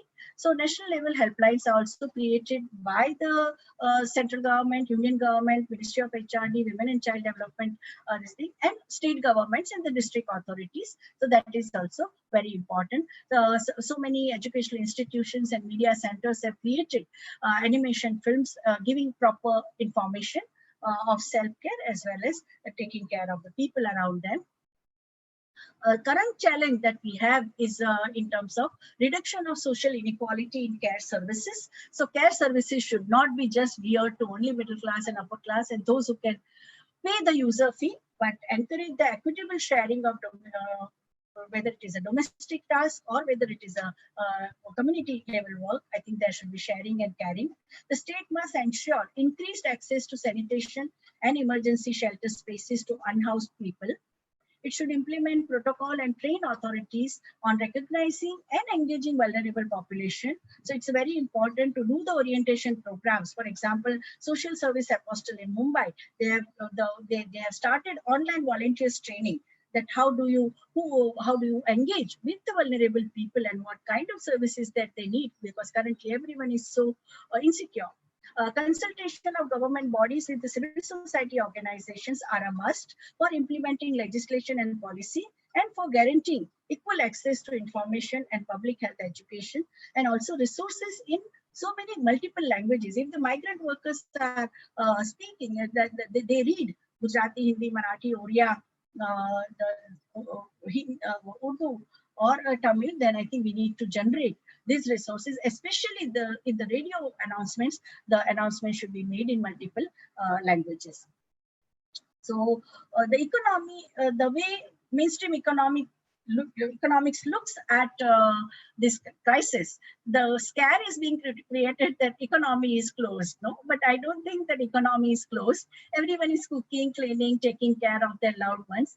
It is not valued by economists because it is normally unpaid women's work. So I think we need to rethink a lot about what we teach in the economics. The first thing every time we are taught is that economics is a management of scarce resources for in a most efficient way to have the growth. But growth also, the obsession of growth also blurs our vision about the human development, care and care. So I think that is very important. So the urgent need in terms of intervention, government intervention, and the civil society intervention is the safety and personal protection equipment for frontline health workers, water and sanitation for the people who are on the move or in the camp, labor helpline. We have helpline for disabled, we have helpline for women, we have helpline for children, we have helpline for police helpline 191, we have helpline for senior citizens, but we don't have labor helpline. Accessible in several regional languages, particularly in Hindi, Kannada, Gujarati, Oriya, Bengali. Yes, Dr. Hiranandani said that we have these workers from so many states and they speak those languages. It should be instituted for the entire country, particularly given the high rate of intrastate migration within the state borders. And helpline must also go beyond relief measures and also provide reliable information on the policy announcements, that what FM has said, finance ministers, which are the new policies that have come at the central level in the state. It should reach to the farmers, that now farmers need not worry about Nakabandi. They can directly, they can bring their stuff to the city and directly sell. It should also address issues of wage denial, layoffs, termination of work, workplace discrimination, police brutality, and sudden forceful eviction. I think this should also be taken care of by the labor helpline. Arrangement of safe return for all migrants. I think it is happening now in last 3-4 days. All the forces have been galvanized in terms of providing safe transport and seeing to an reduction of mortality. Another very important measure in terms of macroeconomic policy, and I think that has come up also, that wages and cash transfer. The workers have lost wages. Many of them have summarily fired from jobs. So I think institutional protection of wages is important. Another thing, that the existing debt which the workers have, they have borrowed money. So I think that is very important for the output. And in terms of policy recommendation, both in terms of macroeconomic policy, meso policies, and micro policies, I think they are very important for local self-government. So identification of workers list consisting of essential critical infrastructure, how many trains, how many buses, how many shelter homes, how many camps are required. I think that's very important. Partial lifting of lockdown, like during this period, priority should be given to medical, healthcare, sanitation, telecommunication, information technology system, food and agriculture, transportation, logistics, energy, water, wastewater management, and law enforcement and public works. And universalization of income support is not only in India, but globally. All the countries in Africa, Latin America, and Asia, they are saying that when you have such a big pandemic, I think income support is very important. Currently, I think Canada and some of the European countries are doing that. Upscaling of MG as migrant workers are reaching villages, that is another important demand. Use of network technology to take services to the migrant people, rather than migrant people standing in a queue for hours and days and stigmatized, brutalized, criminalized, and abused. Another thing is that informal sector like agriculture, household services, hospitality, travel and tourism, micro, small and medium industries, transport and logistics, they absorb a large number of migrant workers who are only contractual labor. So it is important measure to protect employment and income of such workers. And the state government should ensure payment of wages to the workers for March, April, and May. The cap of 3% stay, and I think today even Dr. Ajit Rande has said in the front page of Mumbai Mirror, and I think one more article yesterday in Financial Express, that the state's fiscal deficit must be temporarily waived by making amendments, maybe in Fiscal Responsibility and Budget Management 2019-20 Act we have. Central government must execute the payment of GST compensation cess to the state governments, because states are facing the brunt. They are the front line in the front line of COVID pandemic management. They should be granted greater compensation and greater transfer. There has to be more efficient and smooth devolution of spending. And in other words, money has to flow down to avoid interruption in revival process of the state. And as the number of virus cases are exponentially rising across all states, comprehensive and regulatory policy framework with human face must be the central and state level, along with the highest degree of coordination between the two is crucial need of the hour. And each stakeholder's choice will create an externality for the whole system that we know. And currently, like one of the very important thing is a relief package of Government of India and World Bank needs to be complemented by fiscal measures to enhance social sector spending. That is 6% of the GDP should go to public health and 6% to the education, because so many RTE students who are come under a Right to Education Act, they are left out of the platform-based education. We need more and more technology and information technology for the poverty groups also. Reduction of socio-economic inequality through economic and gender responsive participatory budget. And changing the mindset. We all will have to change the mindset. I think Dr. Hiranandani put it quite succinctly, that profit maximization, unbridled exploitation of worker and nature, excessive growth without human development is not going to work in the 21st century. It's going to doom us. Use blockchain technology to ensure universal basic income, universal access to healthcare services and 6% GDP to health budgets, protection services to deal with violence against women and children, safe transportation for migrant workers, with limited resources, the way NGOs, CBOs and CSOs and women's rights groups have done great work. I think it is convincing that we have resources. It's a question of political will. If there is a will, there is a way. And I think Fortune 500 companies have to take also moral responsibility of helping the state and non-state actors to meet the challenges posed by the COVID-19. And along with the human rights organizations, the state needs to adopt human rights-oriented protocols with regard to people in prison, administrative migration centers, quarantine centers, confinement camps, people with disability in institutions, psychiatric facilities, mental hospitals, who are at a high risk of COVID-19 contagion due to confinement conditions. And my last one for this, this one is, first of all, now the references that I have used is basically around 25 newspapers. I have been scanning right from 23rd of April to till today. Today also I have finished reading, scanning all those papers.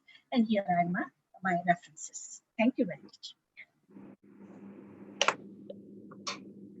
Vishal, you want to say something? You want to reflect on what ma'am said, or should I continue? Is Vishal there?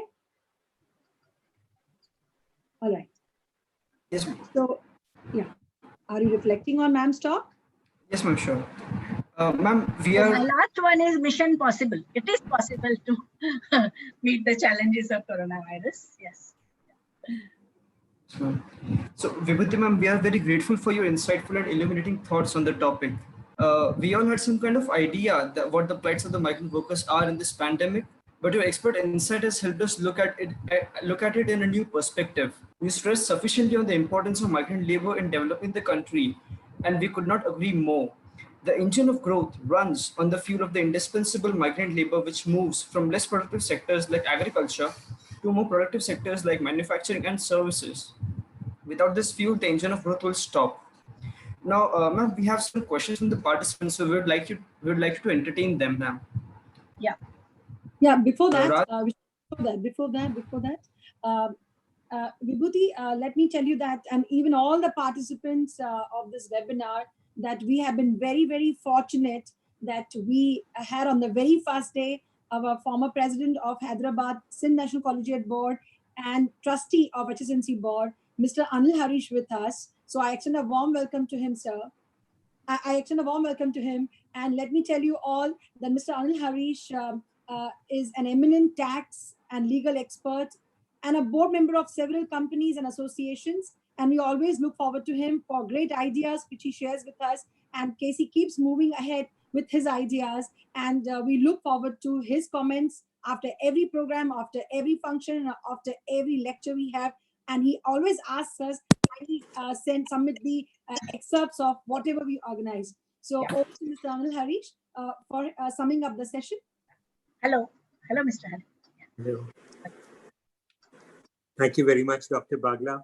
My congratulations to HSMC University and to KC College for having a wonderful 3-day seminar on economic subjects. All the subjects are very important, and all the presentations made on the first day, on the second day, and today have been outstanding. Dr. Vibhuti Patel, thank you very much. Your presentation was so detailed, so well thought out, and so thought-provoking. It really made us be so aware of the issues that have arisen and the great study that you've made. And I loved your ending, that this is mission possible. Yes. There has been, these last few weeks have shown us such heartrending scenes on the migration of people from one place to another in these difficult times. I remember reading in the Fortune magazine some years ago, what do you do if your cow falls into a ditch? First, you must pull out the cow, see that it is well fed, that if it is hurt, then you help it, give some medical aid. The second thing is that you repair the fence so that no other cow falls into the ditch again. And the third is that you must try and understand why the fence broke in the first place so that you can avoid that kind of problem in the future. What has been the government of India's response in this situation, when they should have helped all the migrant workers to go back to their homes and given them food and shelter? What have they done? They talk about technology, they talk about infrastructure development, and they talk about the demography of India. These are such far off things. They've gone absolutely in the reverse direction. Instead of first taking all these crores of people out of the difficulty that they're in, we are talking about demographic development and infrastructure, which is going to take place in 3 or 5 years. The priorities have been completely warped and completely lopsided. Truly was it said, Dilli Dur Astar, that they just had no contact with reality. But your presentation was excellent, and we all have to go back with these lessons. I think that there's been so much more learning in these 3 days than the talks that have been going on TV at the same time every day at 4 o'clock. I'm sure the finance minister would have learned much more if she had listened to these talks than us listening to hers. Yeah. But we as the HSMC University and as an educational board, and each one of us who's participating in this, must use this time to reflect on all our learnings. This COVID-19 period has been a time of learning for all of us. We are doing things that we would not normally do. We have to step back and look at life in a different way. And we have to take these learnings and see how these have to be incorporated into what will once again become a normal busy schedule. But we have to be aware of so much that is going on in the world, and to see how we as the university and as a board and each one of us as individuals can contribute in some measure to the problems that our country faces, and that we must hold hands with each other, that between institutions like the Tata Institute of Social Sciences and ourselves, we should be able to do some collaborations and help each other in the way that we move forward. Thank you very much, Dr. Patel. Thank you very much, Dr. Bagla, and all of you who are participating on this program. Thank you. Thank you very much, Mr. Anil. We're really delighted to have you amidst us. And I was very happy that today, though Nirmala Sitharaman Madam was addressing, you were with us and you never left us for the whole session. Thank you so much. Yeah. Very good. And before we take forward the questions, I would just make a comment that, Professor Vibhuti, let me tell you that, you have touched upon the right chord, and you have made us more sensitive to the plight and agony of our migrant workers. Even Dr. Niranjan Hirandani sir also touched upon the same aspect very well. And we have come out, as Mr. Anil Hari said, more learned in this area, and how we institutions have to take forward this mission. And this mission is very possible. And rather, I feel we could have done much more after hearing whatever was happening. So it's not about the government, it's not about the bureaucrats, it's about each one of us and each volunteer. As teacher being volunteer, as principals being volunteer, we could come forward and take care of at least one individual or one family. I think it will make a wonderful nation. So thank you so much for touching on many areas, even trans community. I was in touch with Mr. Virendra Mishra. I will talk to you, and he's quite associated with this. And the first question I asked him, what are you doing with the transgenders? And do involve us, we would like to work. And I was very happy when this all started, and the first community which was served and taken care of by TIS and by Center was the transgender community. So I think, thank you so much for your precious time. Now I request, and of course I met how can I miss out all the principals of our HSMC board who joined this webinar, Dr. Bhagwan Balani, who's principal of Bombay Teachers Training College. And all 3 days we had Dr. Nilima Chandiramani, principal of Nari Gursani Law College, and even Dr. Thampi, principal of Sadomal Shahani Engineering College. They were here with us all 3 days. So thank each one of them. I thank all the my team, my economics department head, Dr. Ravi Kiran Gajje, Nandini Sen Gupta, my vice principals who are sitting quietly and listening and being participative in this webinar, all the student volunteers. Thank you very much for making this event happen. Over to Vishal and over to students to take forward. Thank you so much. So, ma'am, we'll start with the question and answer session. Yeah. So the first question we have is, considering the requirements of curtailing the spread of COVID-19, is it logical to allow migrant workers to travel from a potential red or an orange zone to their home states instead of providing them with facilities where they are and ask them to stay there? Yeah. I think first of all, they are not bonded labor. This is not colonization. They are not indentured labor, and we don't believe in slave system.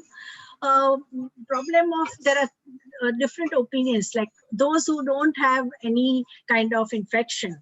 Okay, those who have infection, they are not allowed. Currently also they are not allowed. In fact, the workers from Worli, which is a lockdown area, confinement area, none of the confinement zones workers are allowed to go. So those who are going are the ones who don't have infection. That is one very important thing we need to remember.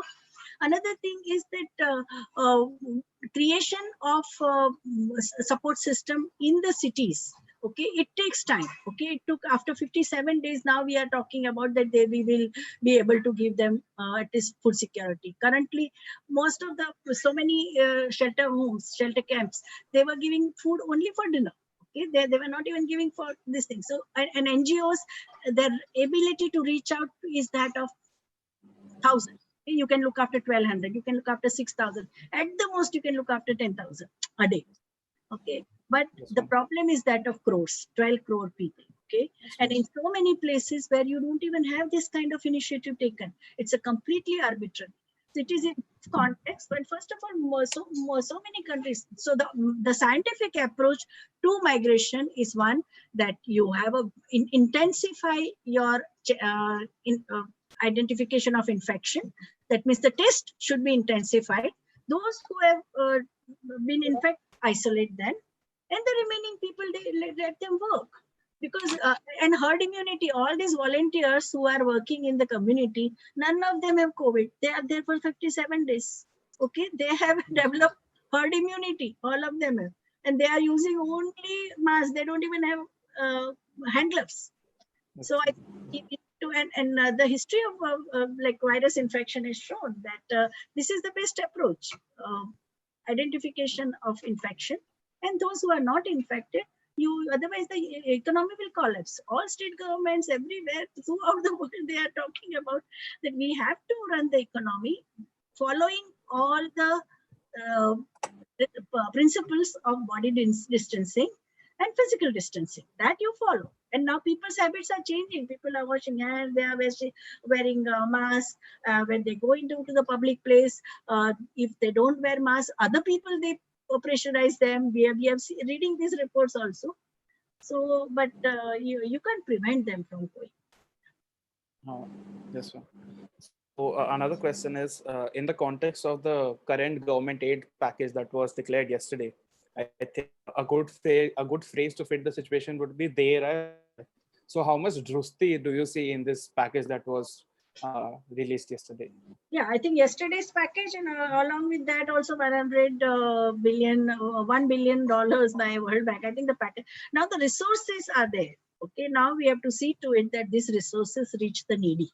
For that, transparency in operation, dialogue with the people's organizations, civil society organizations, because if you want the effective implementation of all these 400 types of social security schemes, various state governments and union government has, I think we need people's participation, very important. Panchayati Raj institution, urban self-government bodies, all the corporators, people's elected representatives, neighborhood organizations, all of them will have to be very, very proactive. Otherwise, the same thing will go on. You see the kind of video clips you are getting at the railway track. Now, the women are walking on the railway track and the police is taking a bribe of 500 rupees, or at a Nakabandi, the kind of torture people are facing. So I think everyone will have to be proactive. All governance structures, state and non-state actors will have to be proactive, so that the moral pressure is created that this money, which is this, and we have very, very painful experience of Africa, okay, drought in Ethiopia, billions and billions of dollars of this thing poured in. Nothing reached them. They were even airdropping the relief material, which was eaten by the wild animals, not by the people. So we don't want that kind of thing to happen, no? So currently, whatever networks we have, information technology that we have, and the people's organization, first time, at least in last 2 months, I did not hear any demonization or stigmatization of NGOs. Nobody blamed NGOs. In fact, they were the only ones in the field. Okay, so I think both the state and non-state actors will have to work together, so that the relief material, not only relief, even for the regeneration of rejuvenation of MSE, micro, small, and this thing, industries. Even for that, we will need to be very, very proactive, and along with that, the skilling, because the new kind of skills which are required for this, and all those who have gone back, nearly more than now 1 crore workers have already, they are reaching their destination. Even in that destination, how can they be constructively accommodated in the rural economy, or even MG Narega program? How do we, because MG Narega is the highest this thing, flagship program with the highest amount of people's money, taxpayers' money in it. So I think transparency is very important, and I think press will have to play a very, very serious, responsible role, because that's the only way we reach out to each other. So there's another question. So in the situation where the blame game has already started and companies are trying to get out of China, our Honorable Prime Minister already took a step to grab a piece of the pie, inviting a few companies to India. And in the process, we liberalized a few of our labor laws, which instigated this huge debate on whether the welfare of these laborers was being compromised. So Marx and Milton are both in the same realm. Who do you think gets the last word? So first one about China, I think there is not so much of a public opinion anti-China, okay, except for a couple of WhatsApp messages that you get. But see, the main thing is India is a supplier of medicine to more than 120 countries, even on this day. Okay, India is a major supplier. 60% of the world's pharmacy medicines are supplied by India. Indian medicines are affordable as compared to the multinational companies which are from Europe and America. And our raw material from pharmaceutical industry, we are dependent on China. Okay, that is the reality that we have to accept. Okay, so in those sectors where we need raw material, India will be keeping relation with China. It's a practical demand of this, because we have a quite sophisticated Indian pharmaceutical industry. Only thing what we need is this thing from there. And currently, globally, there is an erosion of trust for any medical material, any health and sanitation material of China. You know what Italy returned it, Spain returned it, Germany returned it. So anything with made in China, people are not ready to trust. So it is in this context that the global importance of India as a supplier of medicine increases. So in those areas, I think India is going to collaborate, enter into the trade with China. Okay?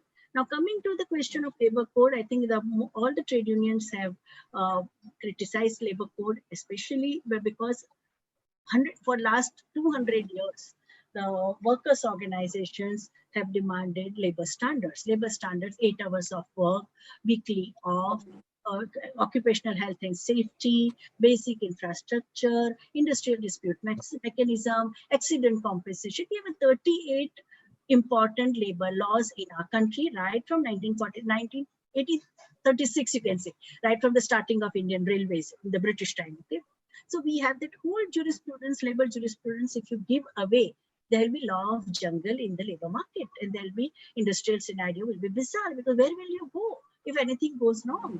Like if there is an industrial accident, or if there is some employers are making them work for 16 hours. You read the Royal Commission of Labor's report, what used to happen during colonial times? There were 12 hours of shift, and if no replacement came, employer would force them to work for another 12 hours, and then again it was your trip. So 36 hours at a stretch workers work. So this kind of painful history in labor relations we have had. So I think keeping that in context, I think this relaxation of labor law is not going to be accepted by the workers' organizations, whether they are the central unions or whether they are the shop floor level organizations of the workers. Even ILO, because they are going to go to international court, criminal court, and they are also going to go to ILO, that they should pressurize the Indian government not to implement these labor codes. Yes, ma'am. So another question was that in this process of migration, there has been a huge loss of trust in the government, after the way they have been treated and after the way the workers have been treated. So do you think, and how far do you think will it take us to rebuild that trust, and how quickly will the workers return after the lockdown has ended? Yeah, see, there will be three things will happen. Those who have been looked after well by the employers, they have not gone. Those who did not have rent, those who did not have water, those who were hungry, starving, they have left. And many of them, they said they will now work in the rural areas. But even after going back to rural areas, are they going to be accepted by their relatives? Because their relatives were used to, it was a money order economy. People in Ratnagiri, they all were eagerly awaiting money order every year, every month, when these workers were sending this. So now these workers who don't have money, who have no gifts to take for their relatives, and who themselves are unemployed, how are they going to be treated by the relatives in rural area? That will also determine whether they will stay there for a long term or not. And if the openings take place in rural areas, no problem, they will get absorbed. But if there are not enough opening in the regions where there are no such openings, again, they will look up for to the cities wherever the job opportunities are there. So three things will happen. Okay, so the workers who are already in the city and they are going to, second, those who go back may not come back, and third is this thing where you don't have any opportunity, they would come back to the cities. But now with this new social security package which the finance minister yesterday did, and also internationally, globally, whole world is watching what is happening in India. Okay, everything is there in public domain. And there is a tremendous international pressure. You should read the articles in Economist and Financial Express and International Herald Tribune and all. They are full of migrant workers.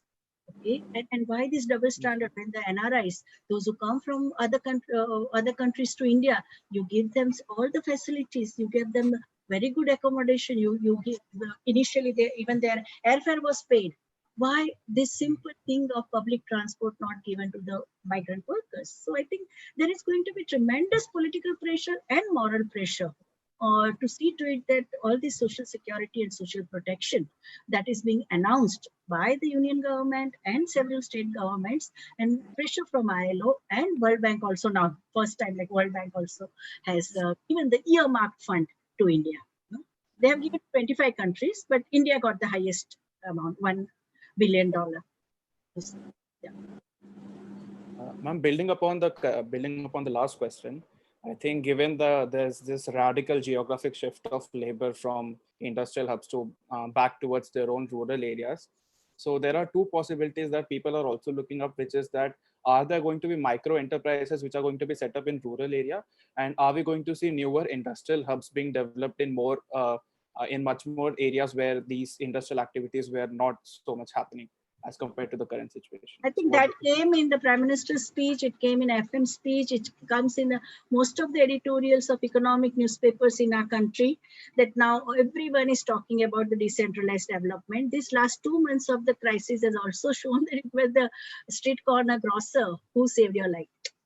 none of the giant multinationals, TNCs and MNCs, they came to your rescue. So I think more and more decentralized development. Some of the state governments, today I think I read about the Gujarat government has said that please encourage decentralized development. Maharashtra has also made the announcement that the looking at the kind of problem of cities where collapse of infrastructure of the cities, the big cities like Bombay, Pune and all, I think we should encourage decentralized development. And one thing that these workers, they have already skills. They have worked in the industrial sector in the most competitive environment of megapolis like Bombay, Calcutta, Delhi, Hyderabad, Bangalore, Chennai. So these are the workers. They are, as it is, they are highly productive and creative.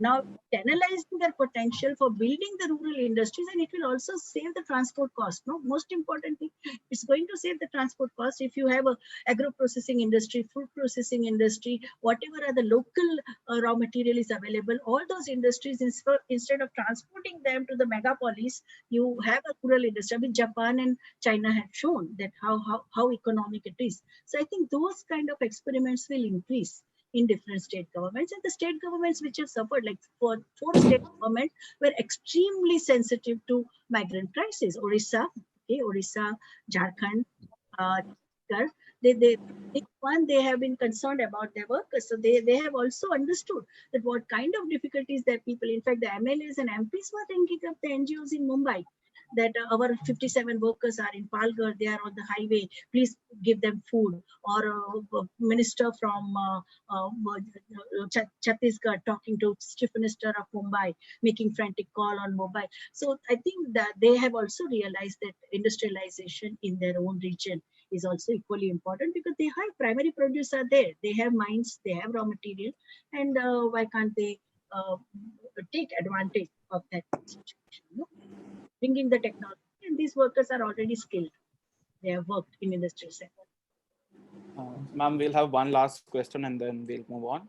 So an interesting question that came up was, given the fact that for a lot of weaker caste people from rural areas, city was an escape from the atrocities they face. Yeah. Now going back, now that we have this reverse migration going on and people from lower caste going from cities to rural areas, do you think there will be more acceptability, and what kind of scenario will be painted in the modern situation? I think there is a generational this thing also. Those who were very casteist and indulging in casteist riots, they have grown old. Okay, these are the workers who are middle-aged and young. That is one. And caste system, like this COVID crisis has also shown that this so-called social distancing was also caste distancing. Why? We had a dual policy for middle-class, professional, educated migrants from other countries to India, who were given all facilities. They were called with all respect, and state taking proactive stand, Ministry of External Affairs, Ministry of HRD, Indian diplomats, ambassadors, all were intervening to get this thing. Even for our stranded students in Kota, they organized special buses. Okay, all those middle class, upper class devotees in Kedarnath, Badrinath, Rishikesh, these special luxury buses were organized. And when these migrant workers faced problem, we did not even give them train fare. We did not even organize buses. Even so many of them died while walking from Virar to Vasai Road, okay, because there were no BEST buses. So I think they have seen that caste is not only in village. Caste system and caste-based social distancing is there, even, and the double standards are there even in the cities. No, because even in city, anybody you meet, because earlier we used to say that city gives you anonymity, no more. Identity politics has completely changed. Anybody you meet, even in the train, and you have eye contact, first thing they ask, what is your Adnav? What is your surname? And they place you where you are in your caste, whether you are in the top or middle or low, Shudra or Ati Shudra. I think so now that realization is there, that wherever you go, that reality is there, and we have to combat. Both the forces are there. Those who are sectarian forces are also there, and at the same time, the alternate community of secular, multicultural, tolerant, democratic, they are also there. And that we have seen even in this 60 days of relief operations, no? Because those who were stigmatized and excluded, immediately social work institutions, universities, this to fill. Thank you, ma'am. Now I'd request Dr. Ravi Kiran Garche, the head of our department, to propose a vote of thanks. But before that, may I request any principal, Dr. Kavita Lal Chandani or any Professor Balani, to they have any questions to ask or any comment to make?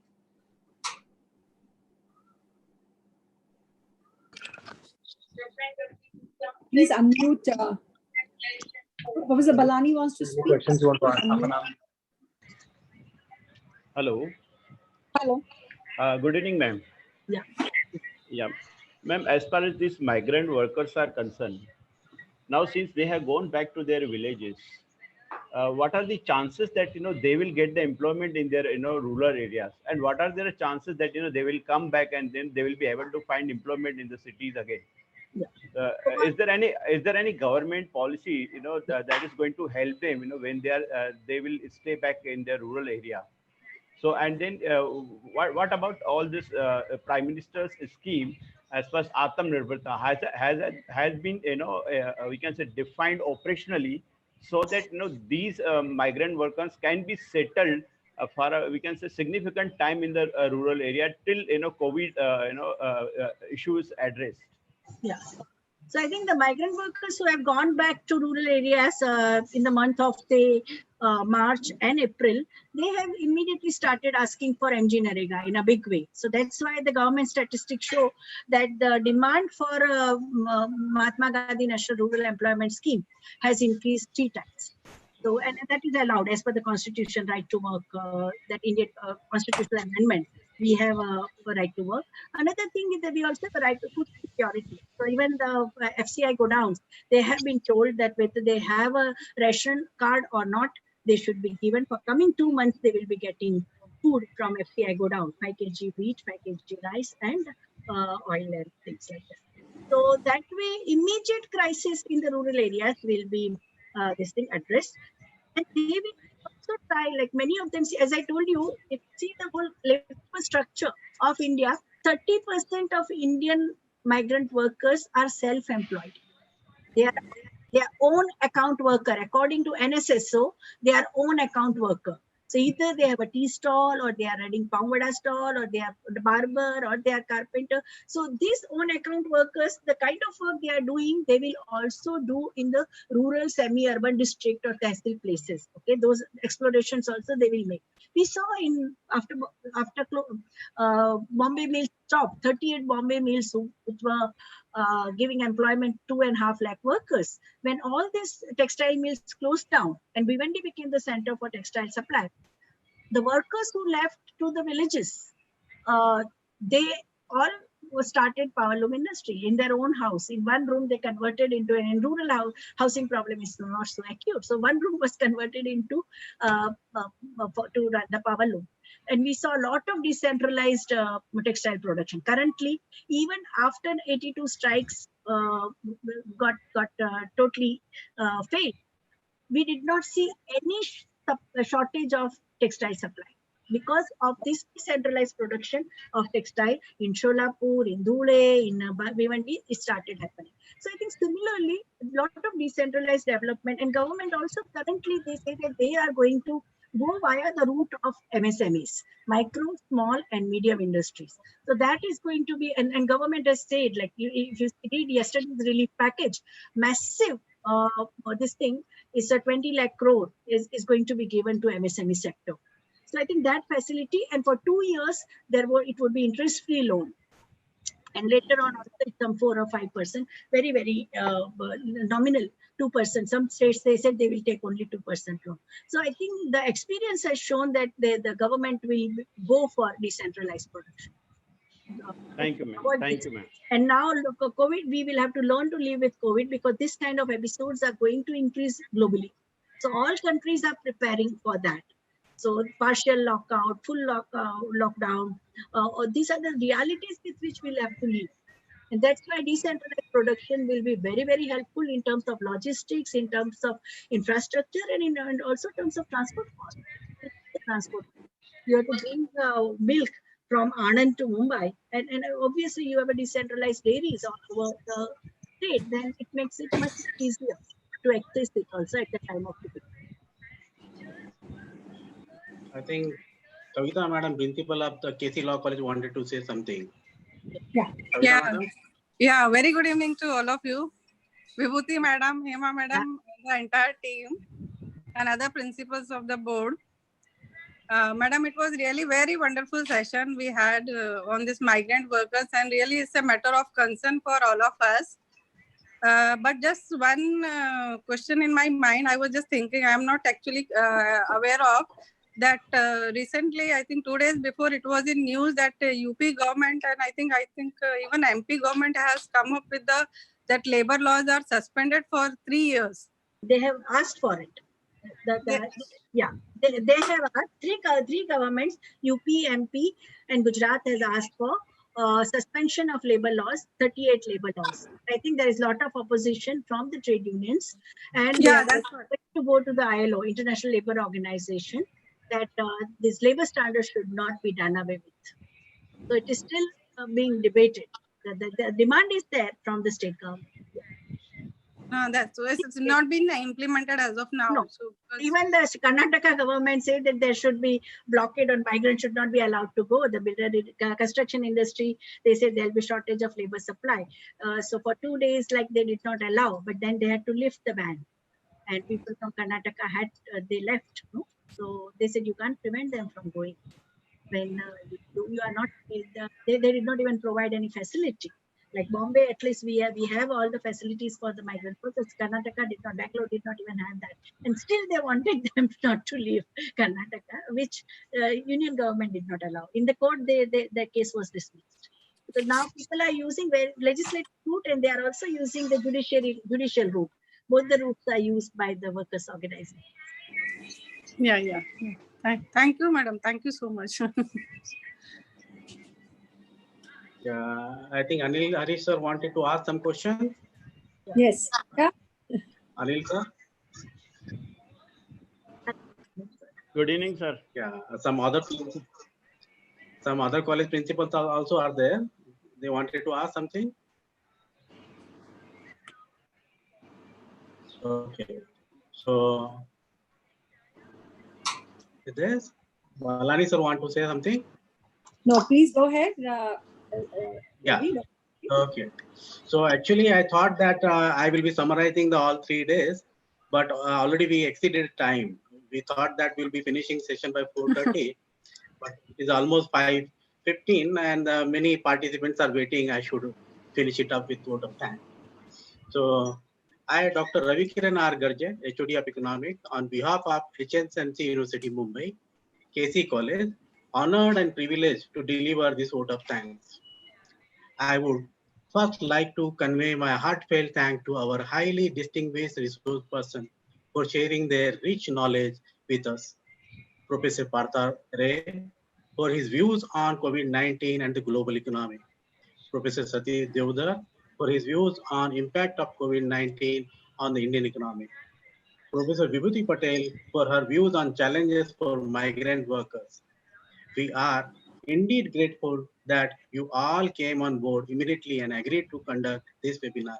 This 3 topic has been selected carefully by our department, thinking that these are the more relevant global level, national level, and at the migrant problems.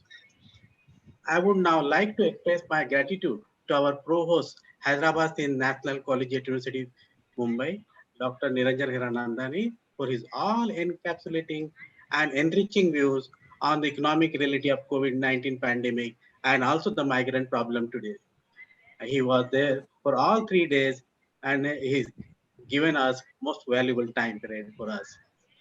I express my sincere thanks to the President of Hyderabad National Collegiate Board, Mr. Kishu Mansukani, and to immediate past President Anil Harish for their unstinting support. I am very happy that Anil sir is there for the whole session and taken the interest in this. I also thank our esteemed board members and trustees, Mr. Lal Chelaram, Ms. Maya Shahani, Secretary of the HNC Board, Principal Dinesh Panjwani, Registrar of the HNC Board, Padma Shah, for their support.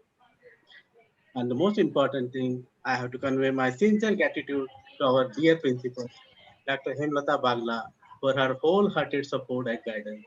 She was, as always, there for us every step of the way. We conducted yesterday also some meeting how to go on smoothly. She was there yesterday, day before yesterday also. And thank you, madam. I thank our vice principals, Samarjit Padi, Justice, and convey my special thanks to Dr. Shalini Sinha for having initiated the idea of this national webinar as such an important condition of the COVID pandemic. A very special thanks to Dr. Sagarika Damle, Head of the Department of Life Sciences, KC College, and Dr. Nandini Sengupta for arranging such a great resource person from the IIMS Kolkata and IIMS Ahmedabad, and also from the TIS for this national webinar. My grateful thanks to all my department colleagues, Dr. Nandini Sengupta for excellent coordination, hard work, Dr. Hiral Seth and Professor Ayushi Sharma for their untiring efforts toward this national webinar. Every day we were actually practicing how to go smoothly. Every day we were working till almost 11 o'clock, 9 o'clock evening to the 11 o'clock we were working and finding out. And Ayushi was doing all the technical job very smoothly. I thank our IQAC coordinator who also helped us with the technicalities, Dr. S.B. Mule, and I convey my thanks to our technical advisors, Mr. Pratiksha Patil, Dr. Sejal Rathod, Mr. Ajit Vishwakarma, and Mr. Roshan Kelnani. My gratitude to our student of TYB Economics, Ms. Raj Singh, Mr. Vishal Jain, for designing this web flyer and offering all their other technical support. Without their efforts, this webinar may not be that much of the successful. At the end, a very big thank you to each one of the participant teachers, managers, research scholars, students for participating too wholeheartedly in this national webinar. E-certificate will be posted to all sincere participants at their registered email ID very soon, maybe within 30 days.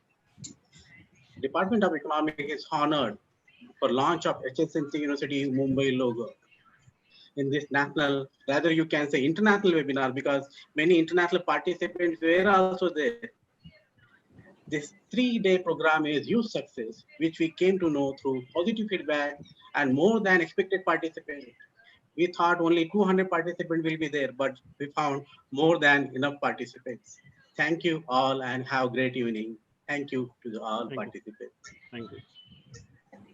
Thank you very much. Thank you everyone. Thank you.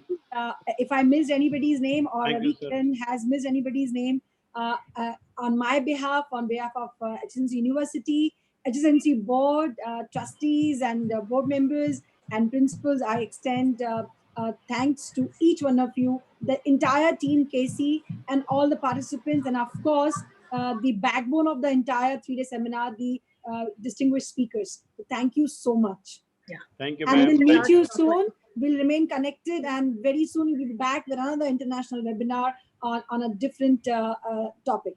Thank you so much. Thank you, ma'am. Surprisingly, I saw Thank you, that ma'am. other colleges principals were also there today. I thank to them all. Thank you, Dr. sir. Vaidhi, Thank Dr. you. Zar was also there. Balani sir was there. Kavita madam was there. So these Really, two words, I am thank very- you, are never sufficient. Dr. Ravi, understand that. So I think you send a mail to all the participants and yes, say a big thank you for being part of this entire program. Definitely, And we look definitely. forward to each one of them being part of the incoming program. Yes, So, yes. So looking forward, and so keep safe, take care of your families and elderly people at home, and God bless all. Thank you, ma'am. Thank you. Thank you, madam. Really enjoy. Thank you, Thank Dr. you. Vibhuti Thank you. Patel. That was really Thank you, wonderful. sir. Thank you. Thank you. Thank you, sir. Thank you, Thank you. Vanessa. Thank you.